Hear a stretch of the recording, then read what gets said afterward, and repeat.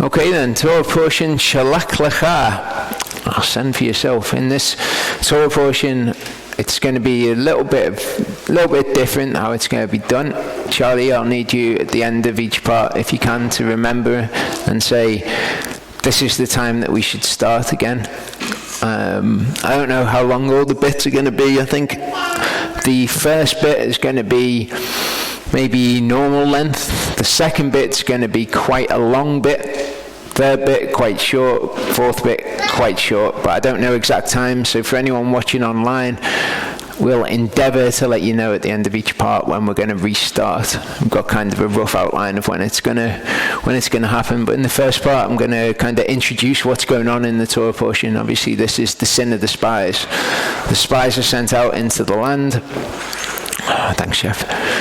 The spies are sent out into the land, and we'll look at the issues immediately around that. In the second part, what I want to look at is signs and wonders and believing in his name again, but kind of like where belief comes from.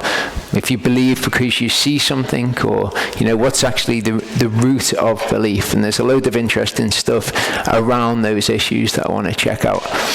In the third part, we're going to look at some of the issues in the Torah portion, things like the age of accountability. Someone had asked when we were doing the live Q&A about this age of accountability. This 20 years old is the age of accountability, and we didn't have an answer other than that's kind of what it looks like from the Torah portion. But there's more scripture on it that I want to go through. And then in the fourth part, I want to look at some other things that are raised by it, like the commands that are given us for when you go into the land. What does it mean? Why do we have commands that are commanded when you go into the land? So we'll look at all of that, but it will be a little bit unusual, but we'll just see what happens. So Numbers 13, this is going to be the sin of the spies. Yahuwah spoke to Moshe, saying, send men out to spy out the land of Canaan, which I'm giving to the children of Israel.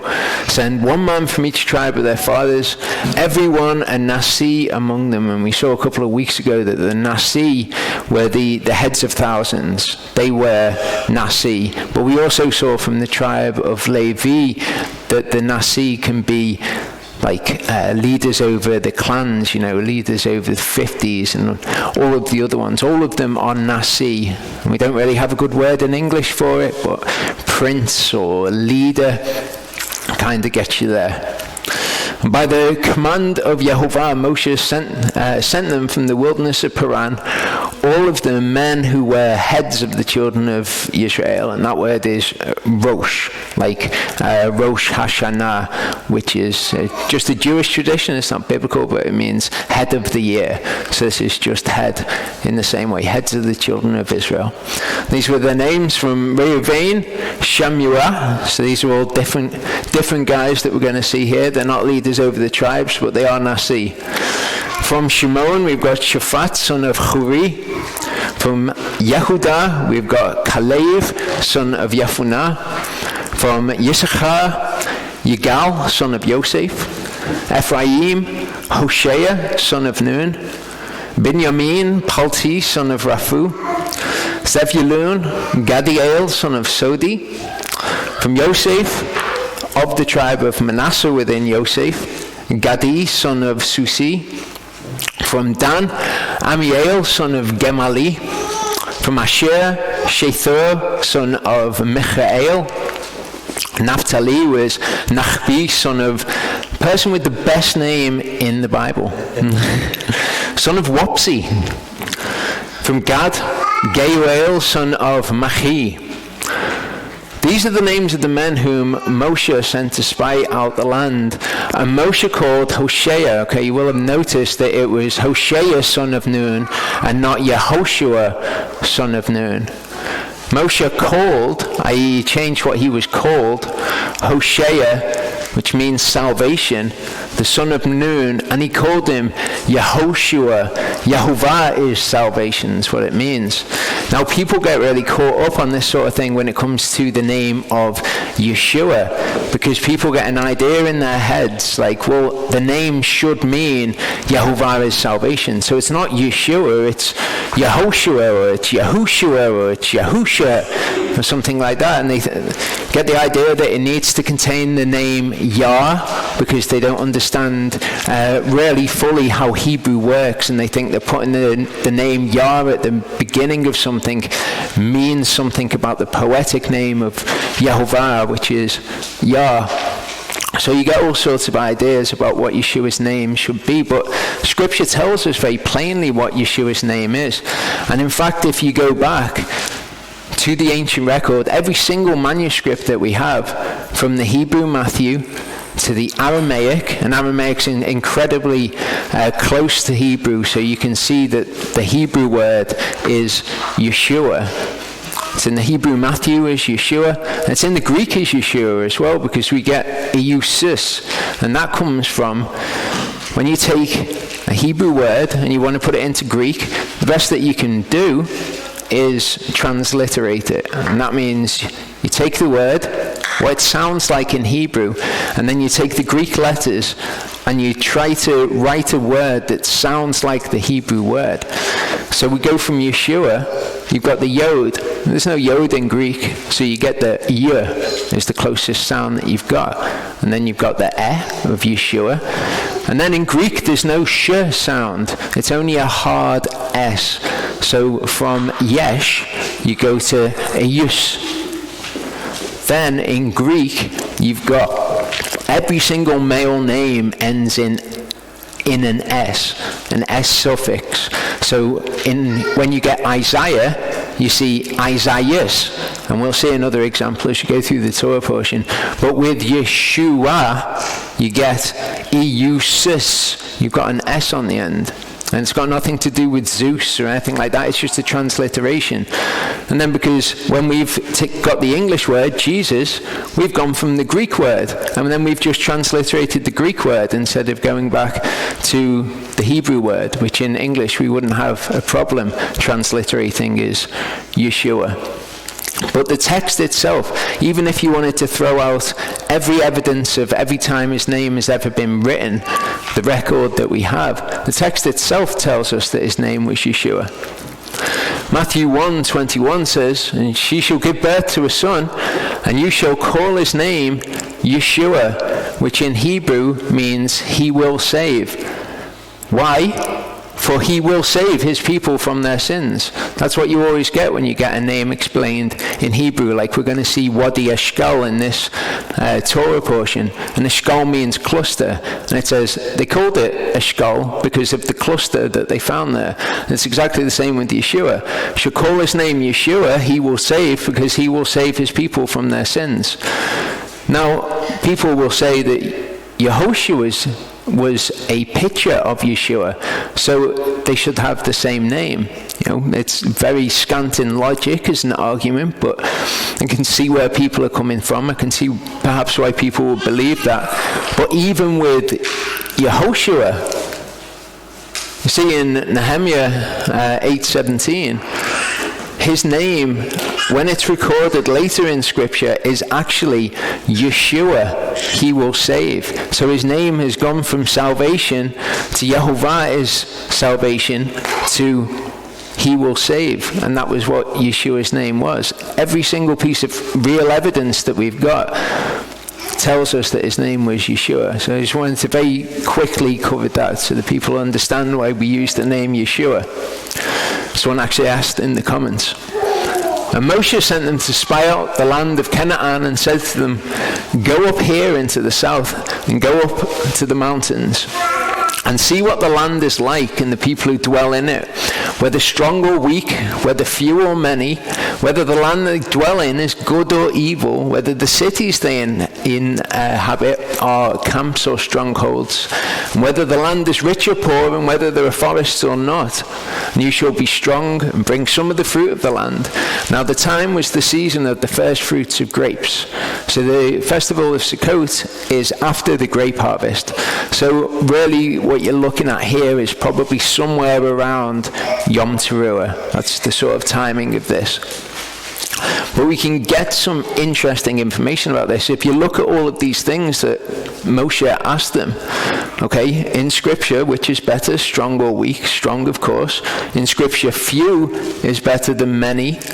Good is obviously better than evil. And then when you come to camps or strongholds, which one's better? Well, the first one so far has been the better one, camps. And we've got the camp of Israel, and we've got the New Jerusalem is described as the camp when you come into the camp. So this seems to be the best one in Scripture. Rich or poor, of course, rich is always seen as a blessing in Scripture, and whether there are forests there or not. And from this we can see perhaps that the Lord likes forests, like Charlie. So they went up and spied out the land from the wilderness of Sin as far as Rechav, near the entrance of Hamath. And they went up through the south and came to Hebron, and Achiman, Sheshai, and Talmai.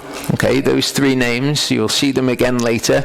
They're the descendants of Anak, and the descendants of Anak were giants. And we're going to see what that actually means, that they were giants. Now, Hebron had been built 7 years before Zoan in Mitzrayim. Of course, them being giants means literally they were giants. I'm not saying giants didn't exist in the Bible, but we'll look a little bit closer at that.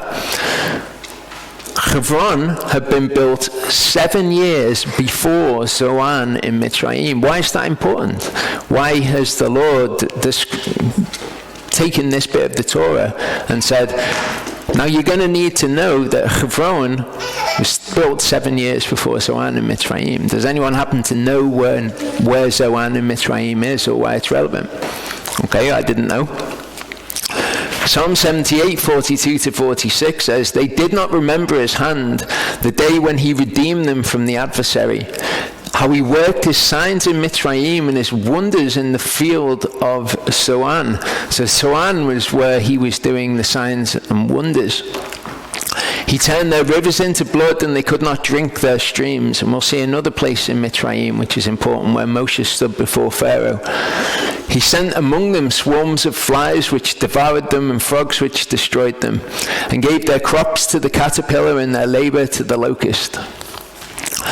When they came to the Wadi Eshkol, and cut down from there a branch with one cluster of grapes, and they bore it between two of them on a pole, also of the pomegranates and of the figs. So just as the people in the land were giant, the fruit that they were found there was giant too. And that place was called the Wadi Eshkol because of the cluster which the men of Israel had cut down from there. Eshkol means cluster again. And they returned from spying out the land after 40 days. And this 40-day period will become relevant. They went and came to Moshe and Aharon and all the congregation of the children of Israel in the wilderness of Paran at Kadesh.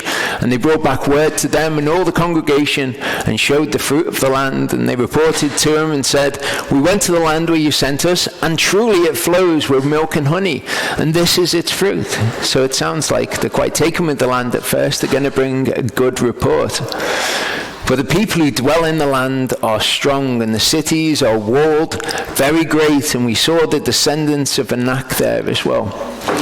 The Amalekites dwell in the land of the south, while the Hittites and the Jebusites and the Amorites dwell in the mountains, and the Canaanites dwell by the sea, along the banks of the Jordan. And they'll describe them all later as men of great stature. So these were the giants that dwelt there. And Caleb silenced the people before Moshe and said, "Let us go up at once and take possession, for we are certainly able to overcome it." But the men who had gone up with him said, "We're not able to go up against the people, for they are stronger than he." This word can be translated as we or he, but in the context that we have in this narrative, he is a better translation, because we're going to see why Caleb said that they could go up and they were certainly able to overcome it. It was because of Yehovah. But the men who had gone up with him said, no, we can't go up because they're stronger than he is. And they gave the children of Israel an evil report of the land. At the very least, in fact, what they said could have been understood in the ears of everyone hearing it to mean they are stronger than he, even if that's not what their intention was to say. But I believe it was. They gave the children of Israel an evil report of the land which they had spied out, saying, "The land through which we have gone as spies is a land eating up its inhabitants," or devouring its inhabitants. And it's interesting. We're going to look at the land in part 3. But this land that devours its inhabitants, there's something special about the land. There's something about creation that we don't understand, and particularly about this land. Ezekiel 36, 8-9 says, "But you, O mountains of Yisrael, put forth your branches and bear your fruit to my people Yisrael, for they are about to come. For look, I am for you, and I shall turn to you, and you shall be tilled and sown. And I shall increase men upon you, all the house of Yisrael, all of it. And the cities shall be inhabited, and the ruins rebuilt. And I shall increase upon you man and beast, and they shall increase and bear young. And I shall make you inhabited as of old, and do better for you than at your beginnings. And you shall know that I am Yehovah. And I shall let men, my people Yisrael, walk upon you, and let them possess you, and you shall be their inheritance, and no longer let you add to their bereavements." The land has almost got this personality. It's almost got like consciousness, for want of a better word. It's an entity. "Thus said the Master Yehovah, because they say to you, you devour men and have bereaved your nation." The same thing. The land eats up its men. The land devours its men. The word is akal, which means to eat. "Therefore you shall no longer devour men, and no longer bereave your nation, declares the Master Yehovah. And no longer shall I let you hear the insults of the Gentiles and the reproach of the peoples. You shall bear no more, and no longer cause your nations to stumble." Cause your nations to stumble. It's funny how the land is spoken of. We'll see more of it in the third part, but this is very bizarre, declares the Master Yehovah. "And the word of Yehovah came to me, saying, Son of man, when the house of Israel dwelt in their own land, they defiled it by their own ways and deeds. To me their way was like the uncleanness of a woman in a monthly period. So I poured out my wrath upon them for the blood they had shed on the land, and for the idols they defiled it. And I scattered them among the Gentiles, and they were dispersed throughout the lands. I have judged them according to their ways and their deeds." Leviticus 18 talks about this defilement of the land. "Do not defile yourselves with all these, for by all these the nations are defiled, which I'm driving out from before you. Thus the land became defiled, because I punished the land for its crookedness, and the land vomited out its inhabitants." So the land is spoken of as doing these things, as performing verbs. So it's very funny how he deals with the land, and that understanding will enlighten us as to what's going on when we get to the third part. "And they gave the children of Israel an evil report of the land which they had spied out. The land through which we've gone up as spies is a land eating up its inhabitants. And all the people whom we saw in it are men of great size." Okay, so they were men that were of great stature or of great size. This is who the giants are according to the Bible. When we ever hear about who the giants are in the Bible, we hear of Og, who is about 9 foot tall. Maybe you got people who are bigger than that, maybe 15, 16 foot tall.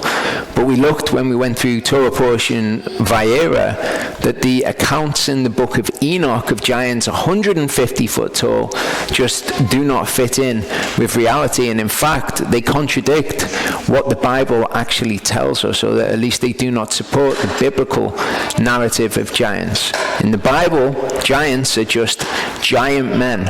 And this isn't a translation. This is literally what it says, men of great size.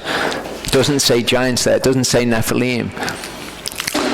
So I'd recommend that people watch this if this is new information to them. I know we have people subscribing to the channel all the time. If you think that the book of Enoch, the book of Jasher gives us more information about what's going on in the Bible, I very much recommend going and watching this. In verse 33 it says, and we saw the Nephilim, sometimes translated as giants, and that's certainly plausible. The Nephilim were the offspring of the angels coming and interbreeding with man. When I was at the conference, Zach Bauer was going to talk about the book of Enoch, and when he spoke to me beforehand, he was very shocked to know that I believed that angels came down and interbred with the daughters of men. He thought that everyone who didn't think that the book of Enoch was a good account thought that it was all the sons of Seth or whatever else. So I definitely believe that the Nephilim came from interbreeding of men and angels. And we were like grasshoppers in our own eyes, and so we were in their eyes, and I went through all of this in that teaching, but the idea of being grasshoppers in someone's eyes is just a figurative term. It's not saying they were literally comparable to grasshoppers in terms of height, because they say we were like grasshoppers in our own eyes and also in their eyes. And it's not like some of them became really tiny and then to the rest of the men of Israel they were like grasshoppers running around. It just meant to us, we look small compared to them, and to them, they saw that we were small compared to them. I go through the cedars, the heights of the cedars and all that in that teaching for anyone who's interested. Then all the congregation lifted up their voices and cried, and the people wept that night. And all the children of Israel grumbled against Moshe and against Aaron. And I think that Charlie will perhaps go into stuff like this when he does Torah portion Korach, and he looks at rebellion to leadership. But this is always the case. And this is particularly the case when people do not believe in Yehovah, when they do not believe in his name and they do not believe in his word. The first person that they then question, because they don't have a belief in that thing, is the leader that is telling them to do it. These people know that Yehovah exists. They've seen all the signs and wonders. They know that he speaks to Moshe, and Moshe then comes out and tells them. But because of that lack of belief inside them, first thing that they do is they grumble against Moshe and they grumble against Aaron. And all the congregation said to them, if only we had died in the land of Mitzrayim, or if only we had died in this wilderness. And why is Yehovah bringing us to this land to fall by the sword, that our wives and our children should become a prey? Would it not be better for us to turn back to Mitzrayim? And this always accompanies the lack of belief. Okay, you get people saying the exact same thing as this now. Okay, you've got the Sabbath command. Don't work on the Sabbath. And people say, well, if I don't work on the Sabbath, I'm going to lose my job. Why has Yehovah freed me from Mitzrayim just to bring me out to die in the wilderness? Well, do you think that that's what he's done, or do you think that he's got the situation in hand? Or when people worry about things like, in the Bush administration, it was FEMA camps. We're all going to be taken off to FEMA camps and, imprisoned. Why has Yehovah brought us out to the wilderness just for us to die in FEMA camps? That's not what's going to happen. You need to believe in Yehovah. And they said to each other, let us appoint a leader, somebody who's going to tell us smooth things, like they wanted the prophets to talk smooth things to them. Okay, there will come a time when people will not endure sound doctrine, but rather they will gather teachers to themselves, having itching ears. And this is exactly what they're doing here. Let us turn back to Mitzrayim. Then Moshe and Aaron fell on their faces before the assembly of the congregation of the children of Israel.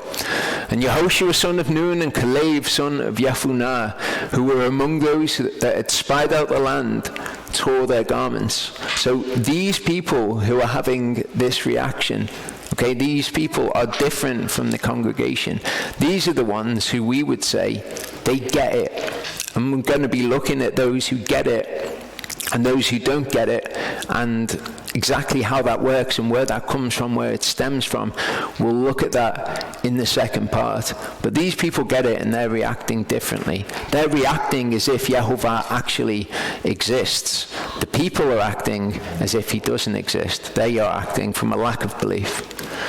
And they spoke to all the congregation of the children of Israel, saying, the land we passed through to spy out is an exceedingly good land. If Yehovah has delighted in us, then he shall bring us into this land. Okay, they get it. They understand his name. If he's delighted in us, he's going to bring us into this land. But don't be doing what you're doing, because you're actually doing the opposite. You think that what you're doing is to make you safer. Let us appoint a leader and go back to Mitzrayim. But actually what you're doing is you're turning away from Yehovah, and that's going to make you less safe. Those people can't see it, and you couldn't tell them that. You know, you could show them a million scriptures, but they would never be able to actually understand it, because they would not trust in his name. Only do not rebel against Yehovah, nor fear the people of the land, for they are our bread. Their defense is turned away from them, and Yehovah is with us. Do not fear them.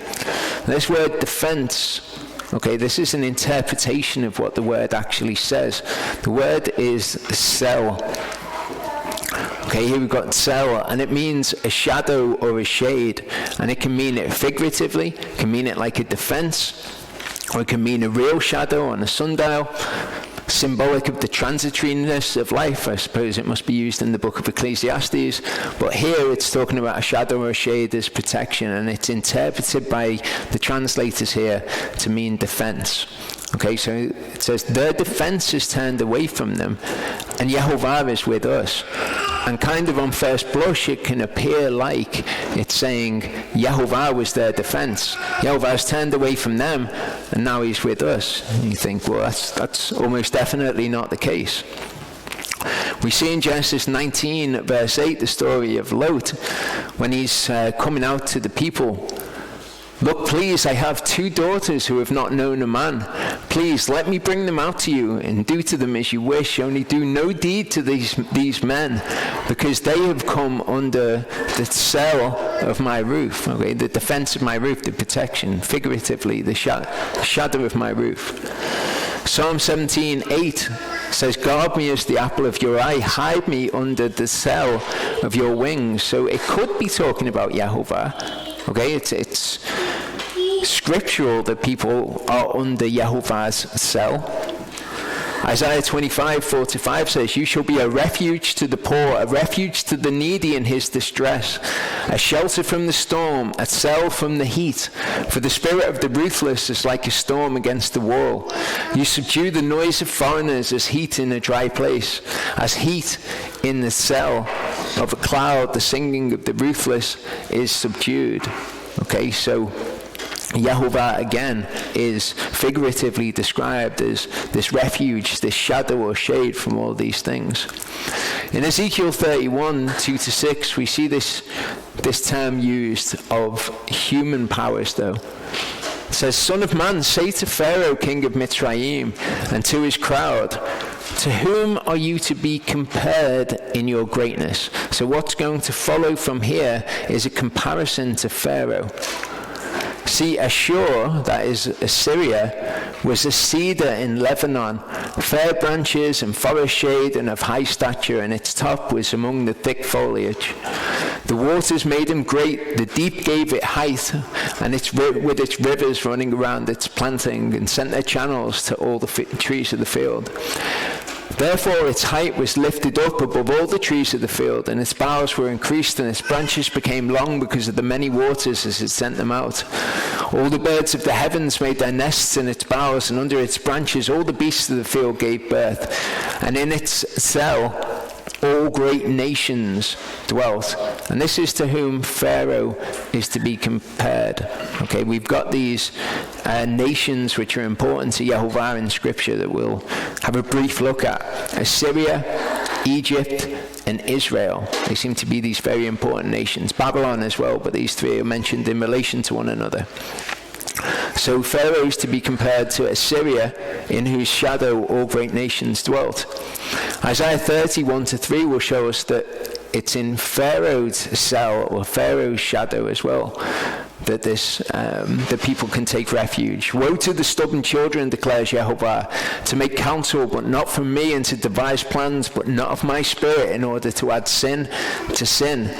Who are setting out to go down to Mitzrayim, and have not asked my mouth to be strengthened in the strength of Pharaoh, and to seek refuge in the cell of Mitzrayim. And the strength of Pharaoh shall become your shame, and the refuge in the cell of Mitzrayim your confusion. Okay, so we've got the cell, the shadow of Mitzrayim. Pharaoh is compared to Assyria, in whose shadow all great nations dwelt. This word kur, this is their defense is turned aside from them. This word means to turn aside or to depart. It can also mean to be removed.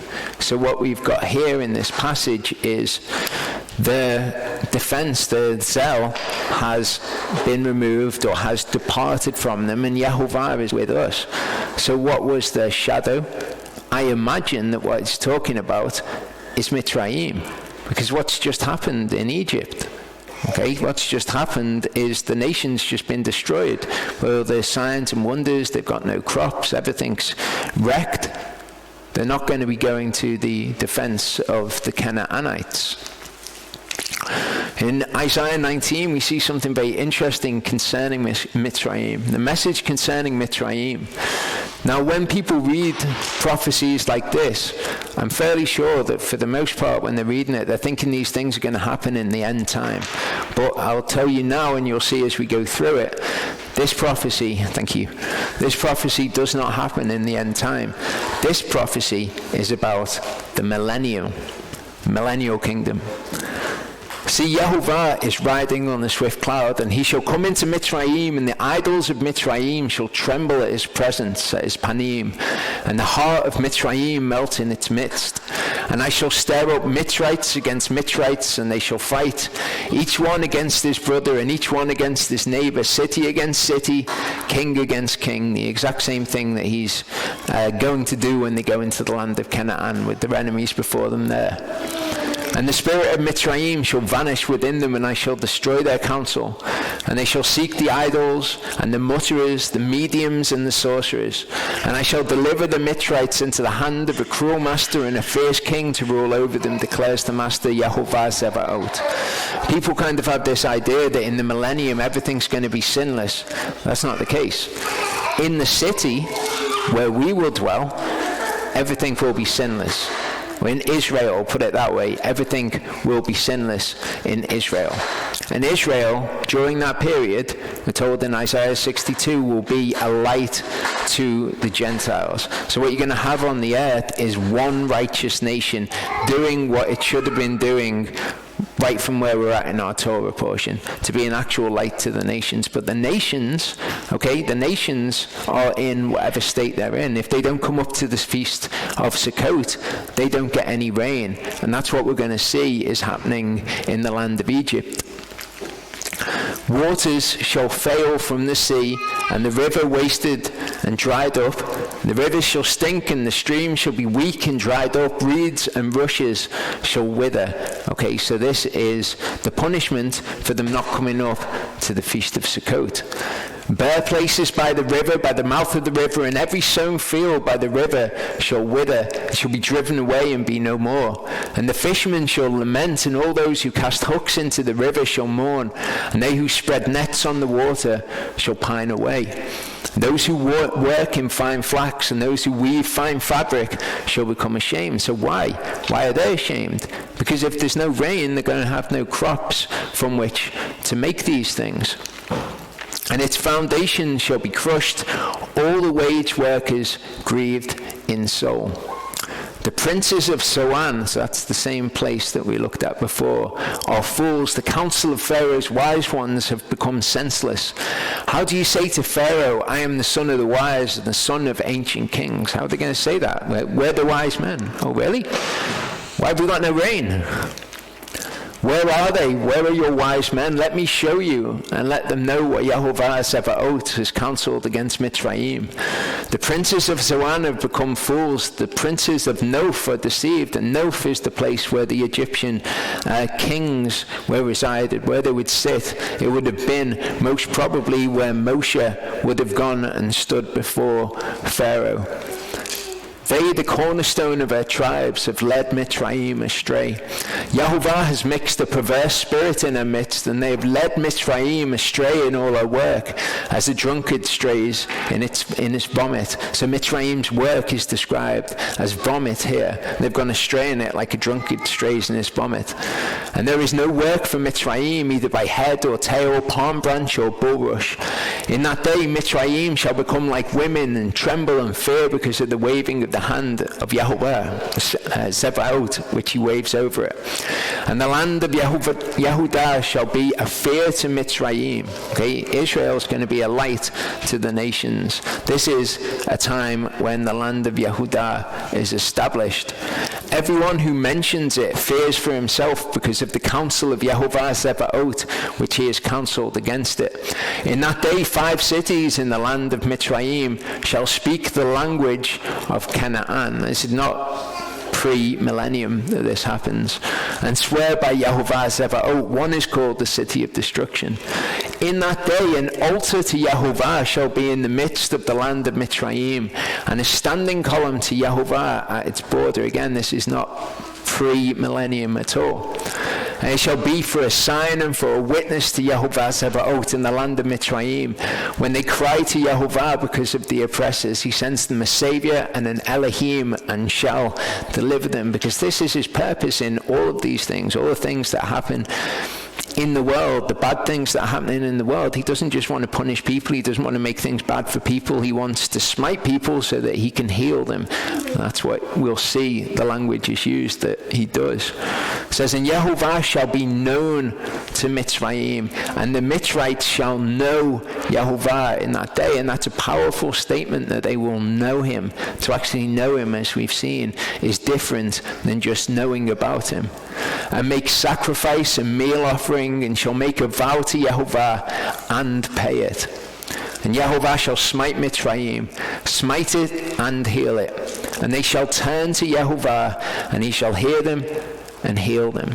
Again, this is the purpose of him having established Israel as a nation in the millennium, or one of the outcomes of him having done that. I wouldn't like to speak to his purposes.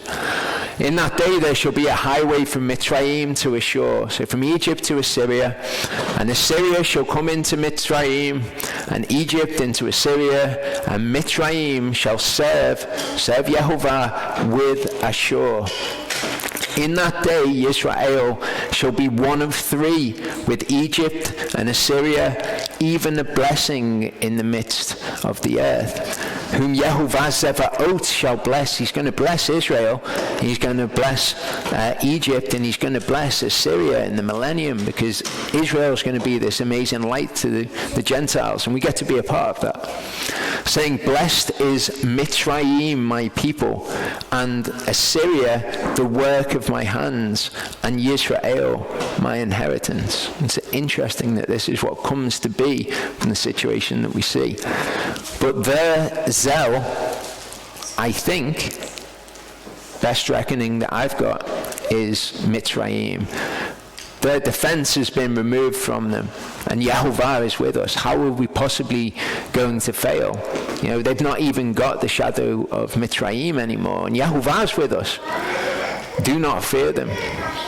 Now, when they're saying this, I had a conversation with someone earlier in the week about how how cheap words are when you say them, about having faith, and about the fact that you give your life and all of those sort of things, real moments of faith. But these words that they're speaking are not just empty words. Joshua 15:13-14 says, and to Caleb, son of Jephunneh, he gave a portion in the midst of the children of Yehudah, according to the command of Yehovah to Yehoshua, Kiriath Arba, that is Hebron. Now, Arba was the father of Anak. Okay, we saw the descendants of Anak, didn't we? Okay, Kiriath Arba is named after Anak's father. Hebron, which was built 7 years before Zoan, is that same place. And that's where Anak, the descendants of Anak, were from. And Caleb drove out the 3 sons of Anak from there, the people that we heard about before, the very people that they came back and they said, we saw the descendants of Anak there, Sheshai and Achiman and Talmai, the children of Anak. So he goes right there and he defeats them. We hear about it in Judges 1:8-10. And the children of Yehudah fought against Jerusalem and captured it, and smote it with the edge of the sword, and set the city on fire. And afterward the children of Yehudah went down to fight against the Canaanites who dwelt in the mountains in the south and in the low country. And Yehudah went against the Canaanites who dwelt in Hebron.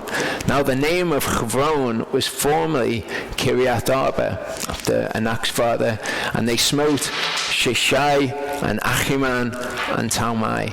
So exactly what he's saying here is not empty words. He says, go in, we'll go in and we'll defeat them.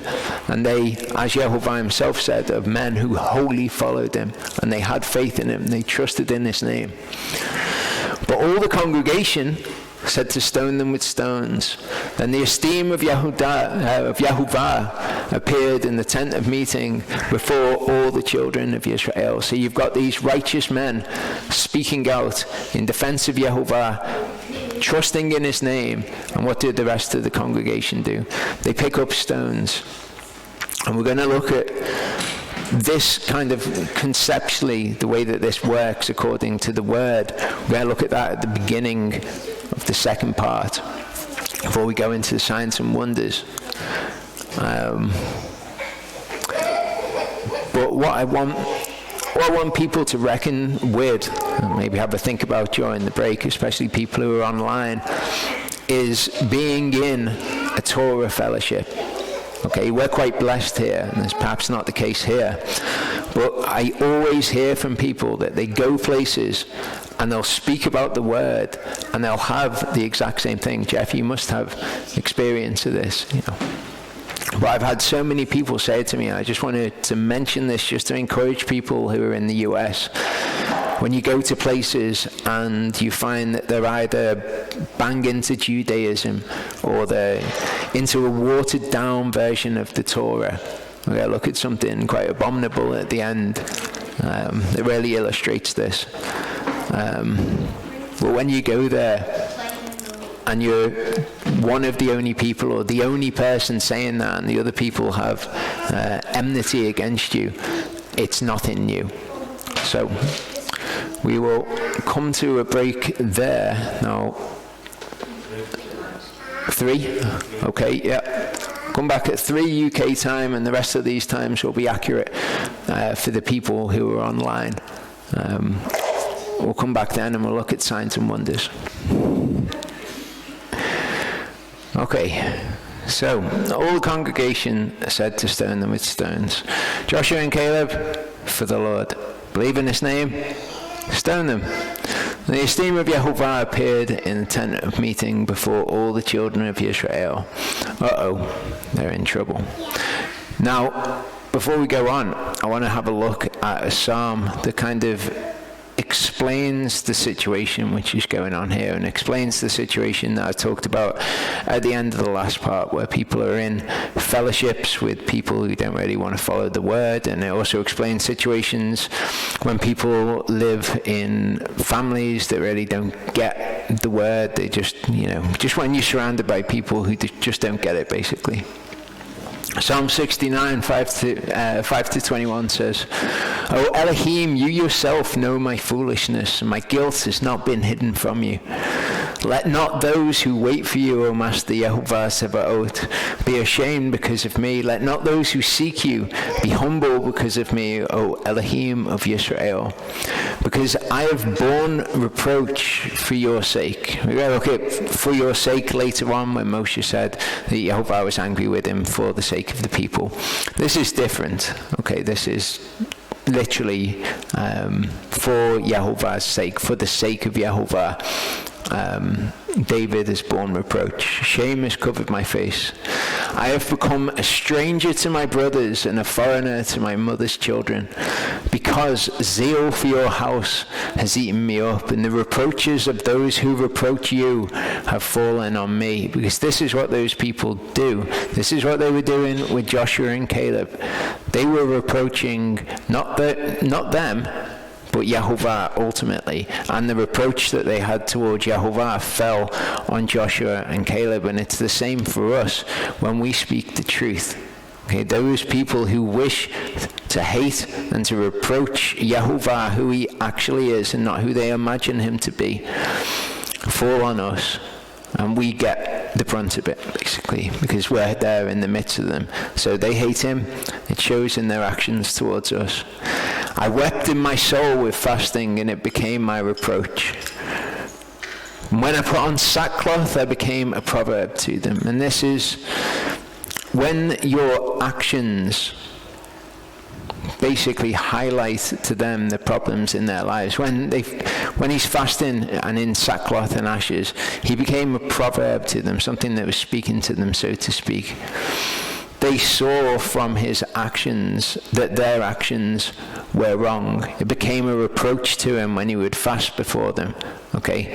They hated Yehovah. So when they see you doing things to do with Yehovah, then it angers them. Okay? It becomes a reproach to them. They who sit in the gate talk about me, and I'm the song of the drunkards. But as for me, my prayer is to you, O Yehovah, and at an acceptable time, O Elohim, in the greatness of your kindness, answer me in the truth of your deliverance. So he's calling on his name here amongst a load of people who do not understand his name, let alone believe in it. Rescue me out of the mire and let me not sink. Let me be rescued from those who hate me and out of deep waters. And this is exactly the situation, isn't it, that we find Joshua and Caleb in too. Let not a flood of waters overflow me, nor let the deep swallow me up, nor let the pit shut its mouth on me. Answer me, O Yehovah, for your kindness is good. According to the greatness of your compassion, turn to me. Do not hide your presence from your servant, for I am in distress. Answer me speedily. Draw near to my soul. Redeem it. Ransom me because of my enemies. I find that a particularly interesting thing for David to ask for here. And when I was talking a couple of weeks ago about taking refuge in Yehovah and being protected by him, I gave the example of Yeshua. He said, nevertheless, not my will, but yours be done. Not an absolute guarantee in all circumstances that we will be safe from harm. You look at Stephen. Stephen was stoned. Harm came to the apostles. Harm came to Yeshua. But Yehovah has got the eternal perspective on it, hasn't he? If anything happens to us, he knows where we're going to end up. So for his righteous servants to die might be a terrible thing in the moment, and it might be to us with our limited conception of life and, the things that we're scared of, that our lives are going to end. But to him, he knows that we're going to go and dwell in paradise. So I find it interesting that what David says in the midst of all his enemies around him, as he says, draw near to my soul, redeem it. Don't let the pit swallow me up. He says, ransom me because of my enemies. Because then, if he is killed, what's the worst that's going to happen? He's going to wake up in paradise. Big deal. You yourself know my reproach and my shame and my confusion. My adversaries are all before you. And Yehovah does know all of those things. Reproach has broken my heart and I am sick. I looked for sympathy, but there was none, and for comforters, but I found none. And there's nothing in his life that he can go to for any kind of comfort in this, because everything around him is alien. He's different from all these things, and when he's doing righteousness, it becomes a reproach to him. They gave me gall for my food, and for my thirst they gave me vinegar to drink. So we know, you know my reproach, my shame, and my confusion. We know that this is something that was fulfilled in Yeshua, and indeed Yeshua experienced this to the ultimate level when he died on the cross. So Yehovah does appreciate those things. And it makes me think of this verse. It says, remember the former events of old, for I am El, and there is no one else, Elohim, and there is no one like me. So we think that we've got it bad here on the earth when we're being righteous and it becomes a reproach to us. Think about what it's like for Yehovah. You know, David's describing it as, rescue me from this mire. I'm surrounded by all of this garbage. But Yehovah is so set apart from it all. He's surrounded constantly by people who do not know his name and in fact hate his name. And if they see the light, they choose the darkness rather than the light because their deeds were evil. He's completely surrounded by evil. And he set things in motion in creation to bring to himself a people who choose him of their own free will. That's what he's done, and that's what the end of this is going to be. And then Israel is going to be this light to the nations during the millennium, and he's going to draw all of the wicked of the nations to himself as well, because they're going to see that light. They're going to see Yehovah's name, and it's going to draw the people to him. And Yehovah said to Moshe, how long shall I be scorned by these people? Yehovah is being scorned here. How long shall I not be trusted by them? Okay, we looked at trusting in his name. With all the signs which I've done in their midst. And this trust is intrinsically linked to believing signs. And that's what I want to look at in this part. I really want to just look at everything that the scriptures say about signs so that we can understand what's going on with signs, because there's so much nuance in the issue of signs.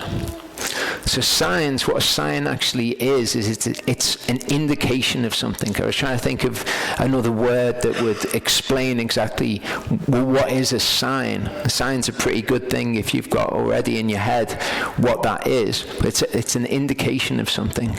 In Matthew 26, we see Judas giving us a physical, real-world example of what it is to give a sign to somebody. He who was delivering him up gave them a sign. He said, whomever I kiss, it is he, sees him. So now we've got a real-world example. This is what giving a sign to somebody is. It's the same word that's used in the Septuagint for when he did his signs and wonders in Egypt. Acts 2:22 said, men of Yisrael, hear these words, Yeshua of Nazareth, a man from Elohim, having been pointed out to you by mighty works and wonders and signs which Elohim did through him in your midst. He's been pointed out to you by these signs. 2 Kings 20:8-11 says, and Chizkiyahu said to Yeshayahu, what is the sign that Yehovah does heal me, and that I shall go up to the house of Yehovah the third day? And Yeshayahu said, this is the sign for you from Yehovah, that Yehovah does the word that he's spoken. It's funny to me how this is written, because it's not meant to mean this as far as I can see, but this is kind of like an encapsulation of what signs are about. This is the sign for you from Yehovah, that Yehovah does the word that he's spoken. That's the sign for you. But you'll see how that makes sense. It's funny to me that it's written like that. He says, this is the sign for you that Yehovah does the word that he's spoken. Shall the shadow go forward 10 degrees or backward 10 degrees? So this is on a sundial. Okay, is it going to continue around the sundial? Is that going to be the sign? Or is it going to go backwards? And Chizkiyahu said it would be easy for the shadow to go down 10 degrees. No, but let the shadow go backward 10 degrees. So we all know the sundial. The shadow's going around the sundial. If it went around the sundial as it's meant to, that would be easy, he says. if it went back, that would be hard. And this is an interesting attitude. If I have ever asked for a sign ever in my life, I will make sure that I ask Yehovah for something hard or hard. It's not hard for Yehovah to do, but something that is not down to the natural course of events. Okay, and I think that's particularly important, especially if it's something that you want to see, you want that answer, then you make it something hard. Okay, that's just what I do. Yeshayahu the prophet cried out to Yehovah, and he brought the shadow 10 degrees backward, by which it had gone down on the sundial of Achaz. Luke 2 verse 12 says, and this is the sign to you. This is when the angel comes to the shepherds. You shall find the baby wrapped up lying in a feeding trough. So this is how you're going to know. Like Judas says, it's the one that I kiss. It's the baby that you find wrapped up lying in a feeding trough. Now, as I'm going through this, I'm not going to reteach this teaching. If anyone's not seen it, or if anyone can't remember the teaching in detail, I would say go back and watch this, because the signs that I'm talking about are different from these sort of signs. These are signs that are kind of alternative spirituality signs, things that I've experienced in my life before. Signs. It's when you interpret a sign according to the knowledge that's already in your mind, rather than being told, this is going to be a sign, or you ask Yehovah, give me this particular sign. It's seeing things happen in your life and then interpreting it and saying, well, this is what that means. This is what Yehovah is trying to tell me. That's very different. Okay, a sign is an indication of something, either something that you've asked for to be shown to you, or something that Yehovah explains explicitly to you. But as I say, I recommend people go back and watch that. Isaiah 44, 24 to 25 says, thus said Yehovah, your Redeemer, and he who formed you from the womb, I am Yehovah doing all, stretching out the heavens all alone, spreading out the earth with none beside me, frustrating the signs of the babblers and driving diviners mad, turning wise men backward and making their knowledge foolish. And I know exactly what he's talking about here, these signs of the babblers and driving diviners mad. I used to do divination. I used to live life by these signs. I used to feel like I had this really special relationship with God, and that God walked me through my life, giving me all of these signs and directing me here, there, and everywhere. And it's just nonsense. It's just spiritual deception. It's deceiving spirits doing things that seem impressive to you because you've got no kind of idea of spirituality or the spiritual realm. But Yehovah says that he frustrates these things. He drives the diviners mad. So, now that we understand what a sign is, let's look at the idea of asking for a sign from Yehovah. Judges 6, 16 to 23, it says, and Yehovah said to him, because I am with you, you shall smite the Midianites as one man. Now, when countries are talked about, they're often talked about as something happening as one man, and we know that we are the one new man. Okay, we are Israel. Israel's often talked about as one man. Other nations as well are talked about as something happening to them as one man. They're seen as a man or a body. And he said to him, please, if I have found favor in your eyes, then show me a sign that it is you who are speaking with me. Don't be afraid of asking Yehovah for a sign. I've had someone from America getting in touch saying that there was particular spiritual things that were happening to them, and they wanted to know whether they were hearing from Yehovah or not. If you've ever wondered in anything, we've talked about this before, Jilly, if you're hearing from Yehovah, don't be afraid to ask him for a sign.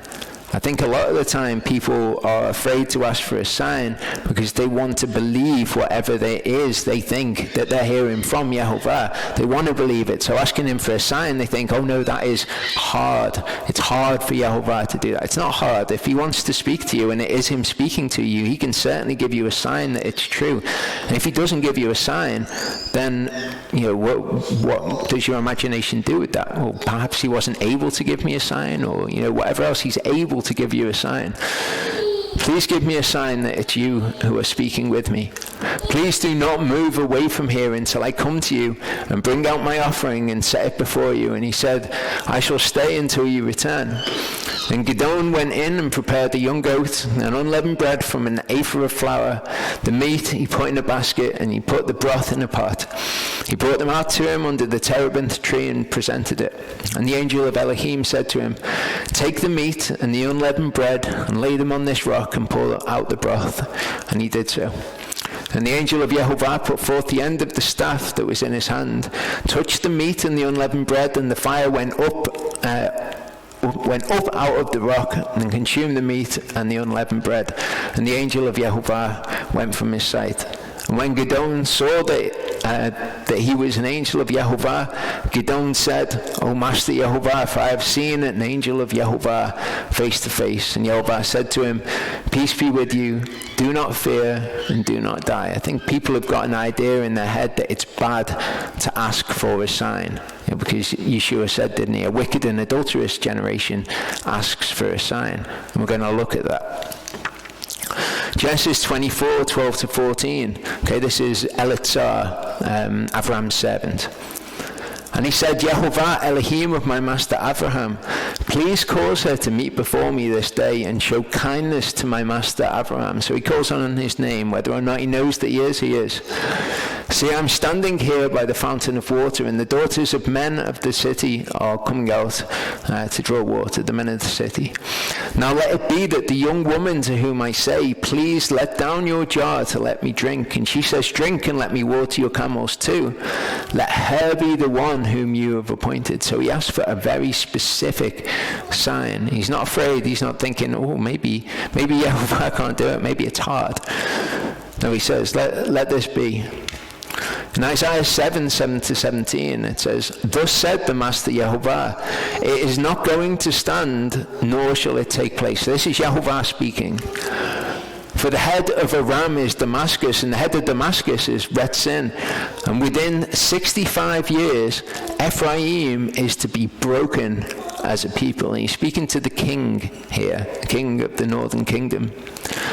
And the head of Ephraim is Shomeron, and the head of Shomeron is Remel Yahu.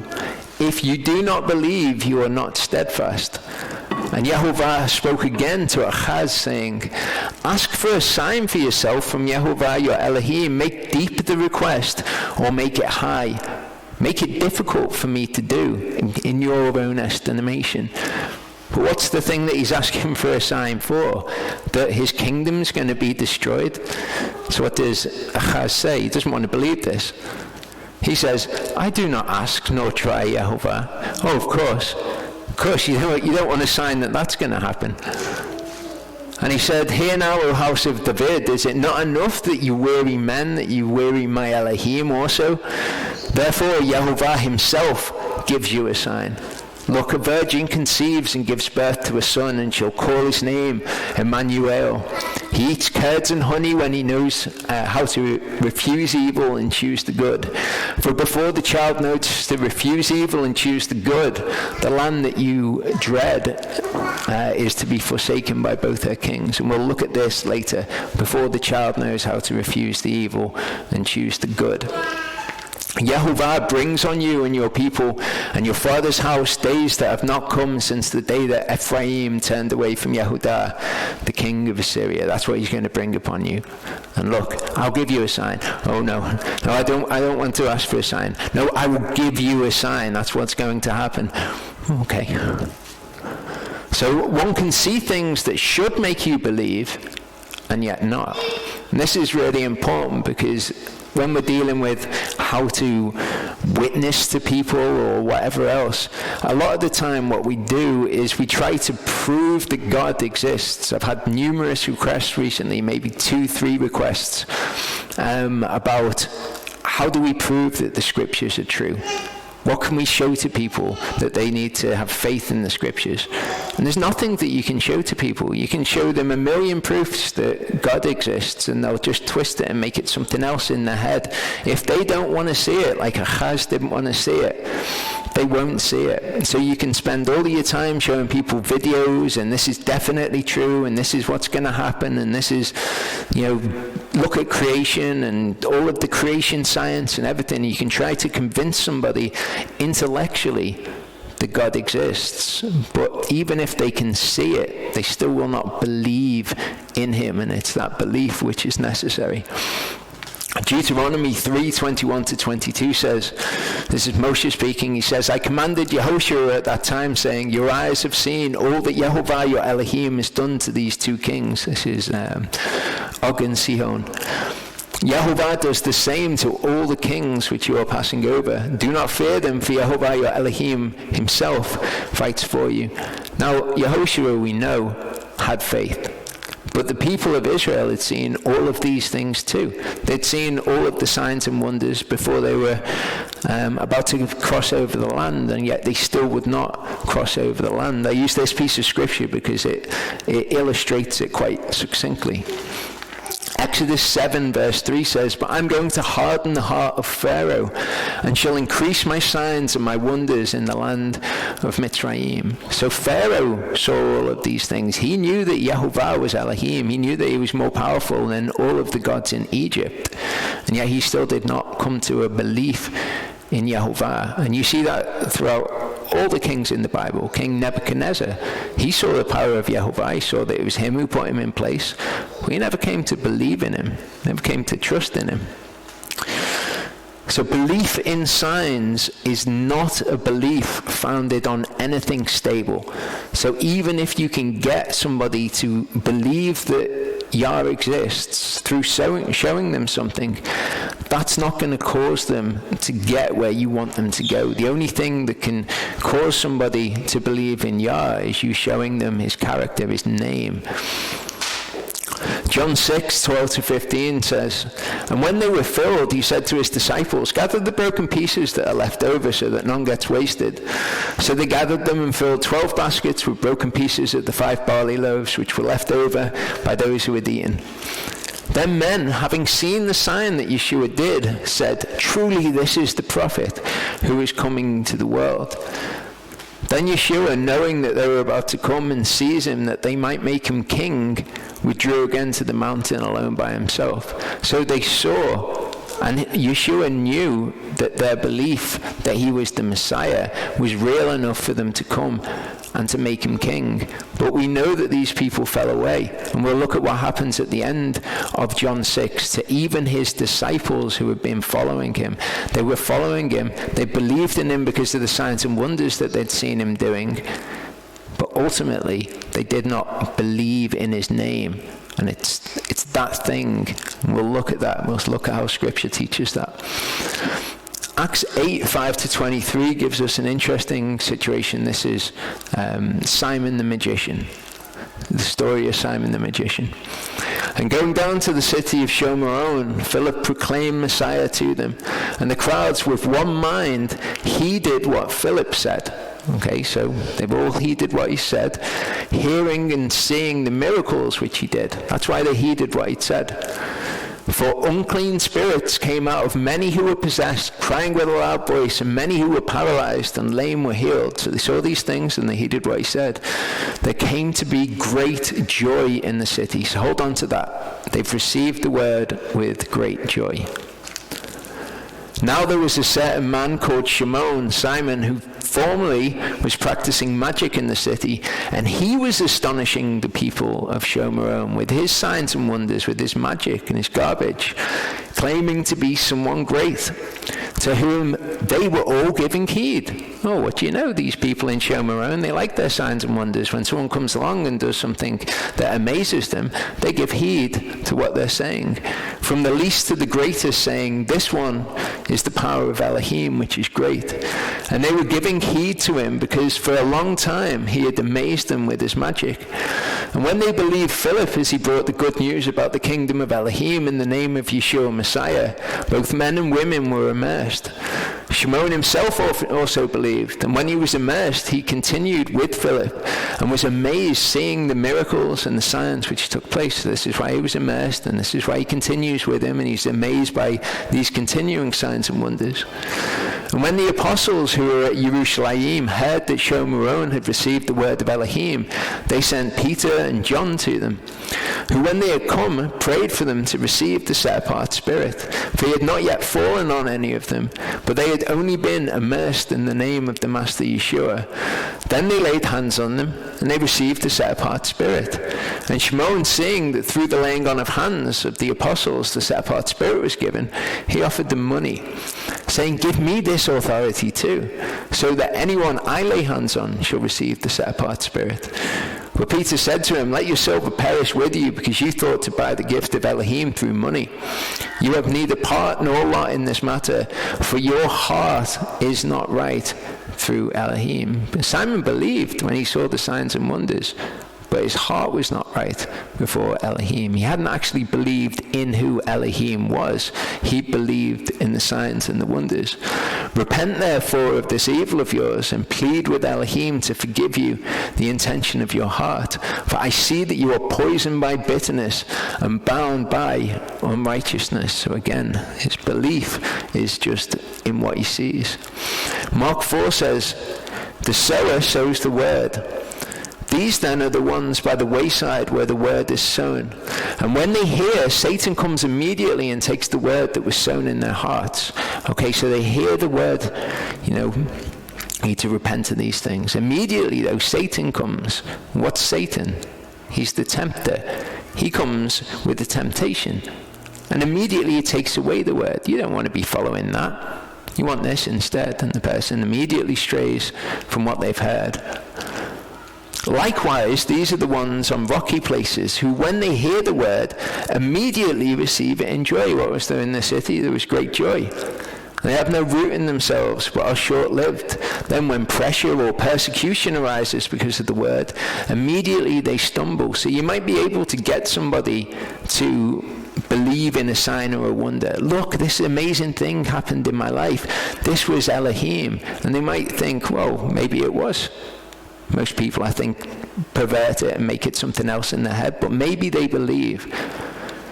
But the goal that we have, or the goal that Yah has, is not our goal. We just show the light to people. The goal that Yah has is to get people to bear fruit. If once people have believed, they will immediately go astray, or when persecution arises, immediately they stumble. "Those among the thorns hear the word. The worries of this age, deceit of riches, and desires for other matters entering in, choke the word, and it becomes fruitless." Because what's going on in someone's heart is where Yah needs to reach them. Because if it hasn't changed what's going on in their heart, they might believe it at first, but then when something that makes it difficult for them to do comes up, immediately they're going to fall away. So signs and wonders have a purpose, which we'll look at. But belief solely on signs and wonders is not a belief in something stable. Those sown on good soil are those who hear the word and accept it. That's what you need. You need somebody to hear the word, or to see who Yehovah is and to believe in his name and accept the word. Might be something that they're going to get persecuted for. It might be something against something else that they want. But they hear the word and they accept it, and they do it. And bear fruit, some 30-fold and some 60 and some 100-fold. Exodus 14:30-31 says, "Thus Yehovah saved Yisrael that day out of the hand of the Mitzrites, and Yisrael saw the Mitzrites dead on the seashore. And Yisrael saw the great work which Yehovah had done in Mitzrayim, and the people feared Yehovah and believed Yehovah and his servant Moshe." Well, okay, great. They believed in the servant Moshe. How long did that last? Okay, a couple of days maybe. Their belief's not founded in anything solid. They saw something and they believed in it. So when we're trying to reach people, if we're trying to show them something so that they believe in it, that's garbage. It's not going to be enduring. What we need to show them, again, is the name of Yehovah. We need to show them who it is, because no one can come to the Father unless the Father draws them. How is the Father going to draw that person if you don't show them who he is, show them who Yehovah is? John 20:26-31 says, and after 8 days his disciples were again inside, and Tomah with them. Yeshua came, the doors having been shut, and he stood in their midst and said, peace to you. And he said to Thomas, bring your finger here and see my hands, and bring your hand and put it into my side, and do not be unbelieving, but believing. And Thomas answered and said to him, my master and my Elohim. Yeshua said to him, Tomah, because you have seen me, you have believed. Blessed are those who have not seen and have believed. There were indeed many other signs, so this is a sign that Yeshua did in the presence of his disciples, which are not written in this book. But these have been written so that you believe that Yeshua is Messiah, the Son of Elohim, and that believing you might possess life in his name. So what's the difference with Thomas? He wasn't believing, and then he saw a sign, and he believed. So why is Thomas okay? Why was Thomas an apostle? Well, it's the same issue. Okay, he believed in the name of Yehovah long before this. In this event, he needed proof that Yeshua was there before him. He needed to put his finger in his side, and then he believed that it was Yeshua. But his belief in the word was what all of that was founded on.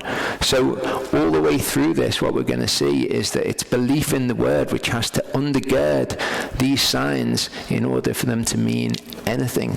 So if you try to show signs and wonders, or you try to show Yehovah's signs and wonders to somebody without that underlying belief in the word, it's not going to be founded on anything. John 4:46-53 said, then Yeshua came again to Cana of Galilee, where he had made the water wine, and there was a certain nobleman whose son was sick at Capernaum. When he heard that Yeshua had come from Yehudah into Galilee, he went to him and was asking him to come down and heal his son, for he was about to die. Yeshua then said to him, if you do not see signs and wonders, you do not believe at all. And I think what he's kind of alluding to here is the idea that signs and wonders can give you a certain amount of belief. But if you don't see them, you're not going to believe even to that degree. Perhaps not. The nobleman said to him, Master, come down before my child dies. Yeshua said to him, go, your son lives. The man believed the word that Yeshua spoke to him and went. And while he was going down, his servants met him and reported, saying, your son lives.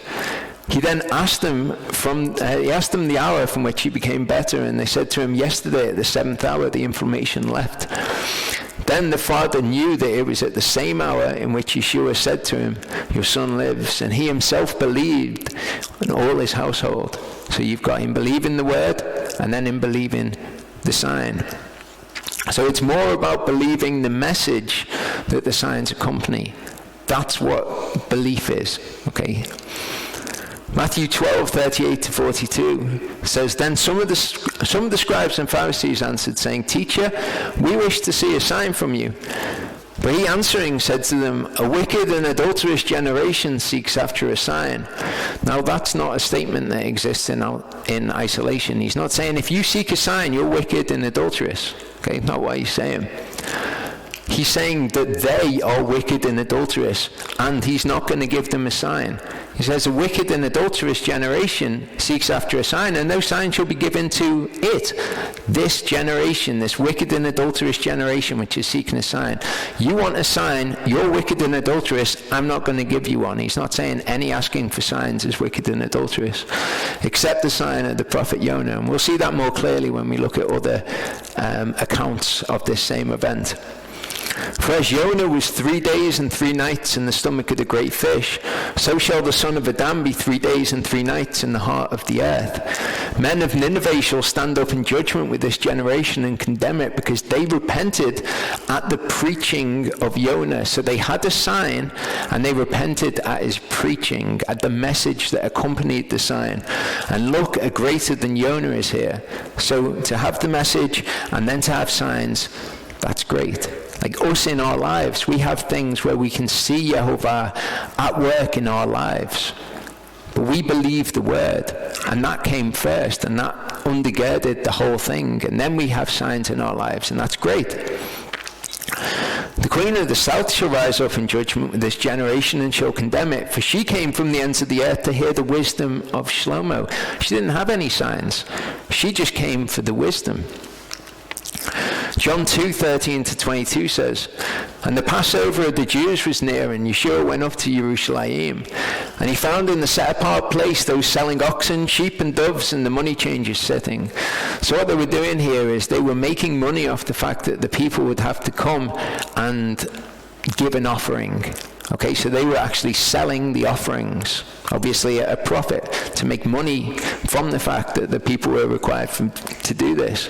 The money changers, if you remember a couple of weeks ago, we looked at the shekel hakodesh, the holy shekel. Everything had to be done according to this shekel because it was an unaltered shekel.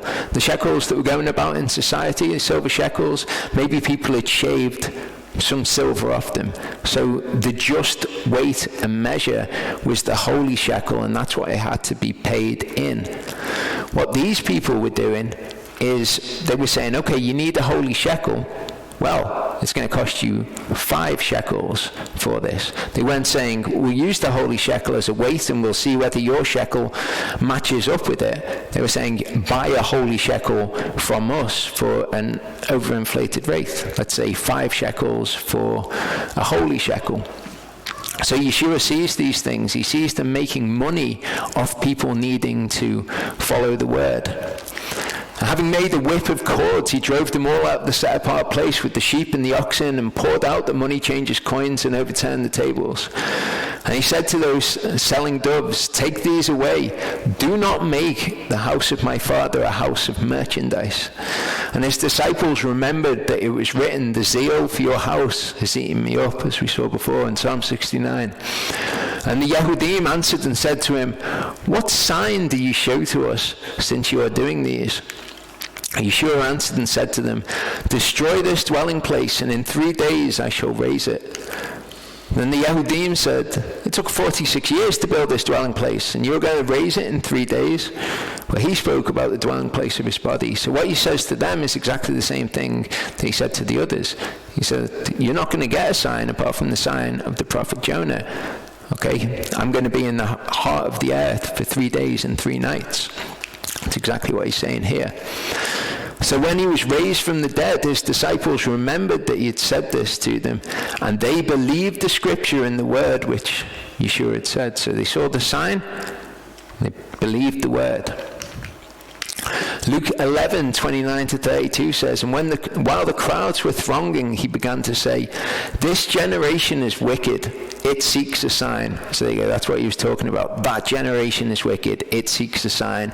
"No sign shall be given to it except the sign of Jonah the prophet." Not a bad thing to ask for signs, though. "For as Jonah became a sign to the Ninevites, so also the Son of Adam shall be to this generation.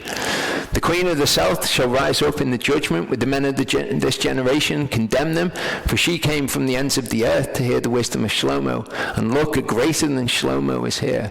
What he's saying to these people all the way through, and we're going to look at a lot of these encounters with Yeshua and people, we're going to see how he dealt with those people who just didn't get it.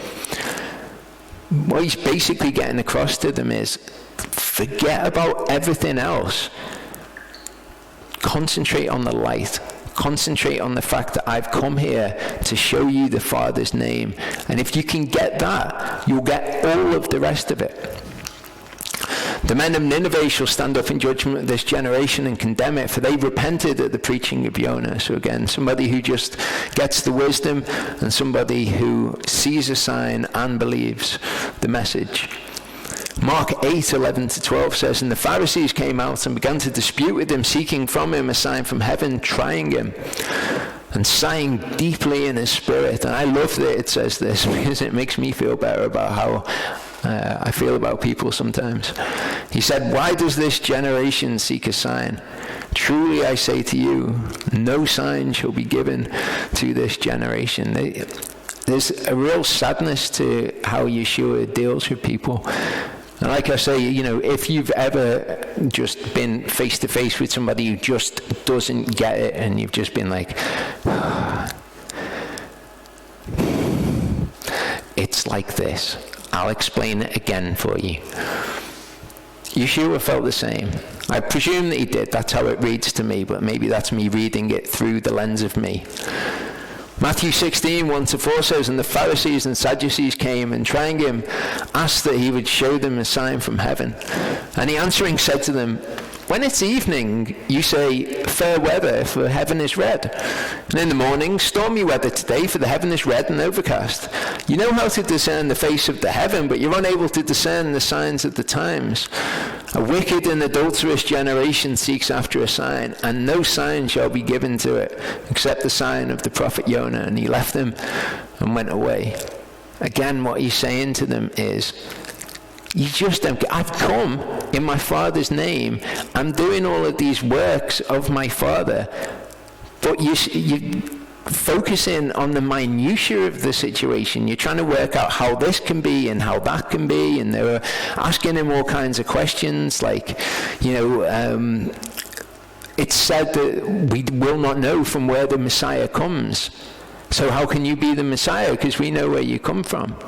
And just all the way through it, what you see and what we'll see as we go through is Yeshua's he doesn't spend time with them trying to explain all of the ins and outs of it. He doesn't sit down and go, well, actually, this is how it works, and, this, that, and the other, and this is what's going to happen. He just doesn't. He just says, basically, believe in me when I'm here. See the things that I do and believe in it. And then he just kind of gets up. He just leaves them to it. So understanding the underlying message is something that has to be revealed to you, okay?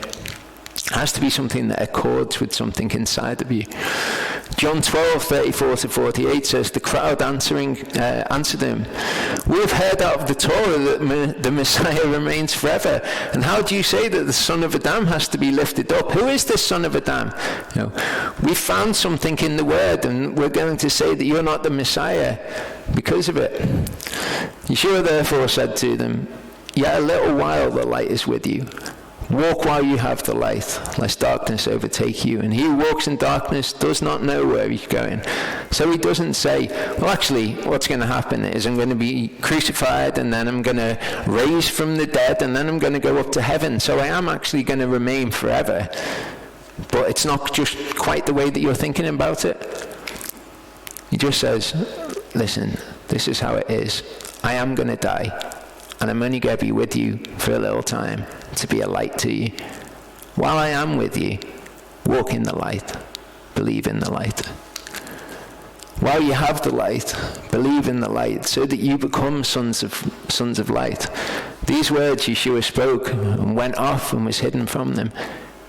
Didn't spend all that time trying to explain everything to them. If they got it, they got it. If they didn't get it, they didn't get it. I'm here. You're either going to know that I've come from Elohim, or you're not going to know that I've come from Elohim. I'm not going to sit down with you and explain the ins and outs of this over and over again. But though he had done so many signs before them, they did not believe in him, even on that level. That the word of Yeshayahu the prophet might be filled, which he spoke, Yahovah, who has believed our report? To whom has the arm of Yahovah, Yeshua, been revealed? Because of this, they were unable to believe, because again, Yeshayahu said, he has blinded their eyes and hardened their heart. And we know that the one that does that is actually Hasatan. He's the tool of Yahovah to achieve this. So that they should not see with their eyes and understand with their heart and turn, and I should heal them. Yeshayahu said when he saw his esteem and spoke of him, still, even among the rulers, many did believe in him. But because of the Pharisees, they did not confess him, lest they should be put out of the congregation. For they loved the praise of men more than the praise of Elohim. And we're going to see this about the fact that the rulers did actually believe in him. They believed in his signs, but there was something which we'll look at, which stopped them from accepting him and from believing on the name. They didn't believe in the name.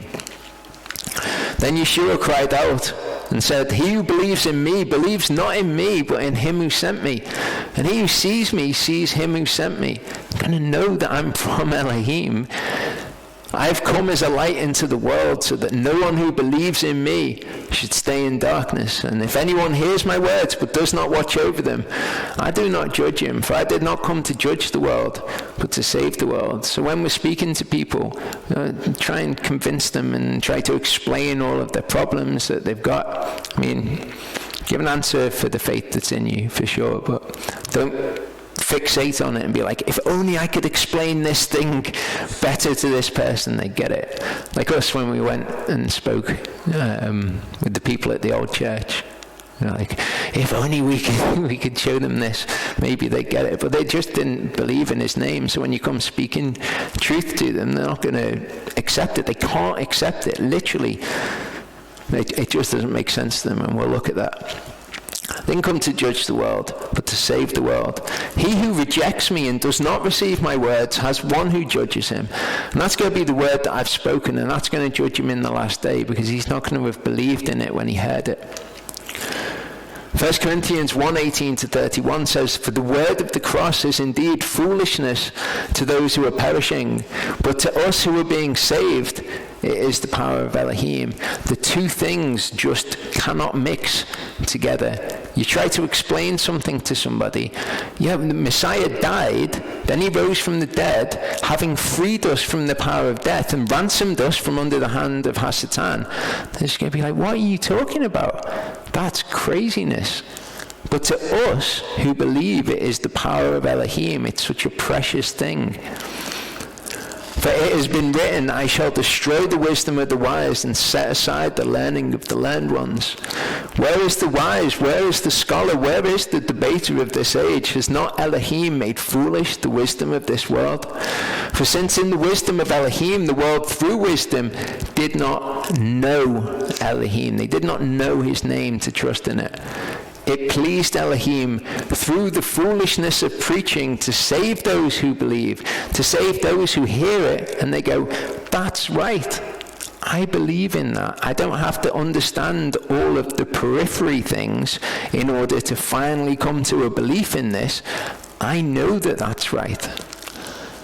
Since Yehudim ask a sign and Greeks seek wisdom, okay, and if you provide either of them with those things, it's still not going to cause belief. Yet we proclaim Messiah crucified, to the Yehudim a stumbling block, and to the Greeks foolishness. It just doesn't make sense. The things are antithetical to each other. They just don't work together. You cannot explain to somebody belief in the name of Yehovah. They're just not going to understand it. It's not something you can convey to somebody in words. And to those who are called, both Yehudim and Greeks, Messiah, the power of Elohim, and the wisdom of Elohim. Okay, to those who are called, those who understand his name, both Yehudim and Greeks among them, come from a people who are seeking signs, come from people who need everything explained. Messiah is the power of Elohim. For the foolishness of Elohim is wiser than men, and the weakness of Elohim is stronger than men. For look at your calling, brothers, that there were not many wise according to the flesh, not many mighty, not many noble.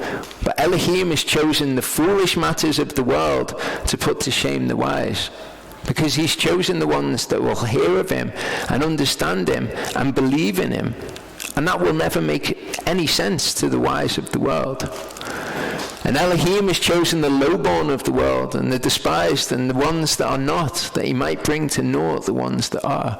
Not that everybody that he's chosen has to be lowborn or without the wisdom of the world or whatever else. But he's chosen the people who believe in him, which is always going to be foolishness to the world.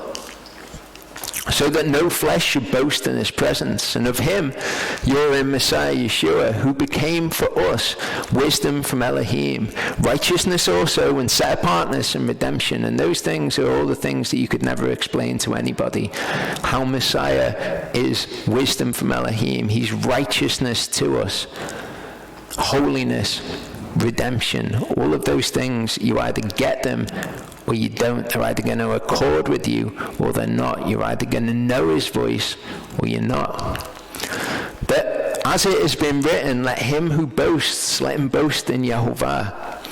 Jeremiah 9 says, thus said Yehovah, let not the wise boast in his wisdom, let not the mighty boast in his might, nor let the rich boast in his riches, but let him who boasts boast of this, that he understands and knows me. Okay, you understand and you know his name. You understand and you know him. That I am Yehovah, doing kindness, judgment, and righteousness in the earth. That's his name. They understand and they know his name. Let you boast in this if you're going to boast in anything. For in these I delight, declares Yehovah. And these are the things that you can never explain to someone in a million years. You can show them to somebody, and then that can accord with them, and they can be drawn to the Father through that. But you're never going to be able to show them a video. You're never going to be able to show them a sign or a wonder that's going to make them believe in this, believe in the word.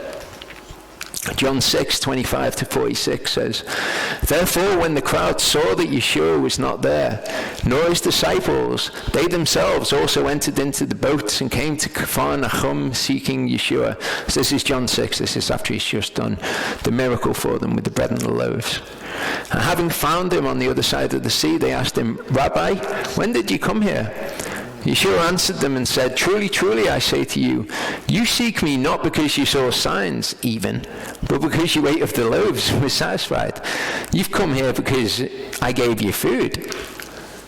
Do not labor for the food that's perishing, but for the food that is remaining to everlasting life, which the Son of Adam shall give to you, for the Father Elohim has set his seal on him.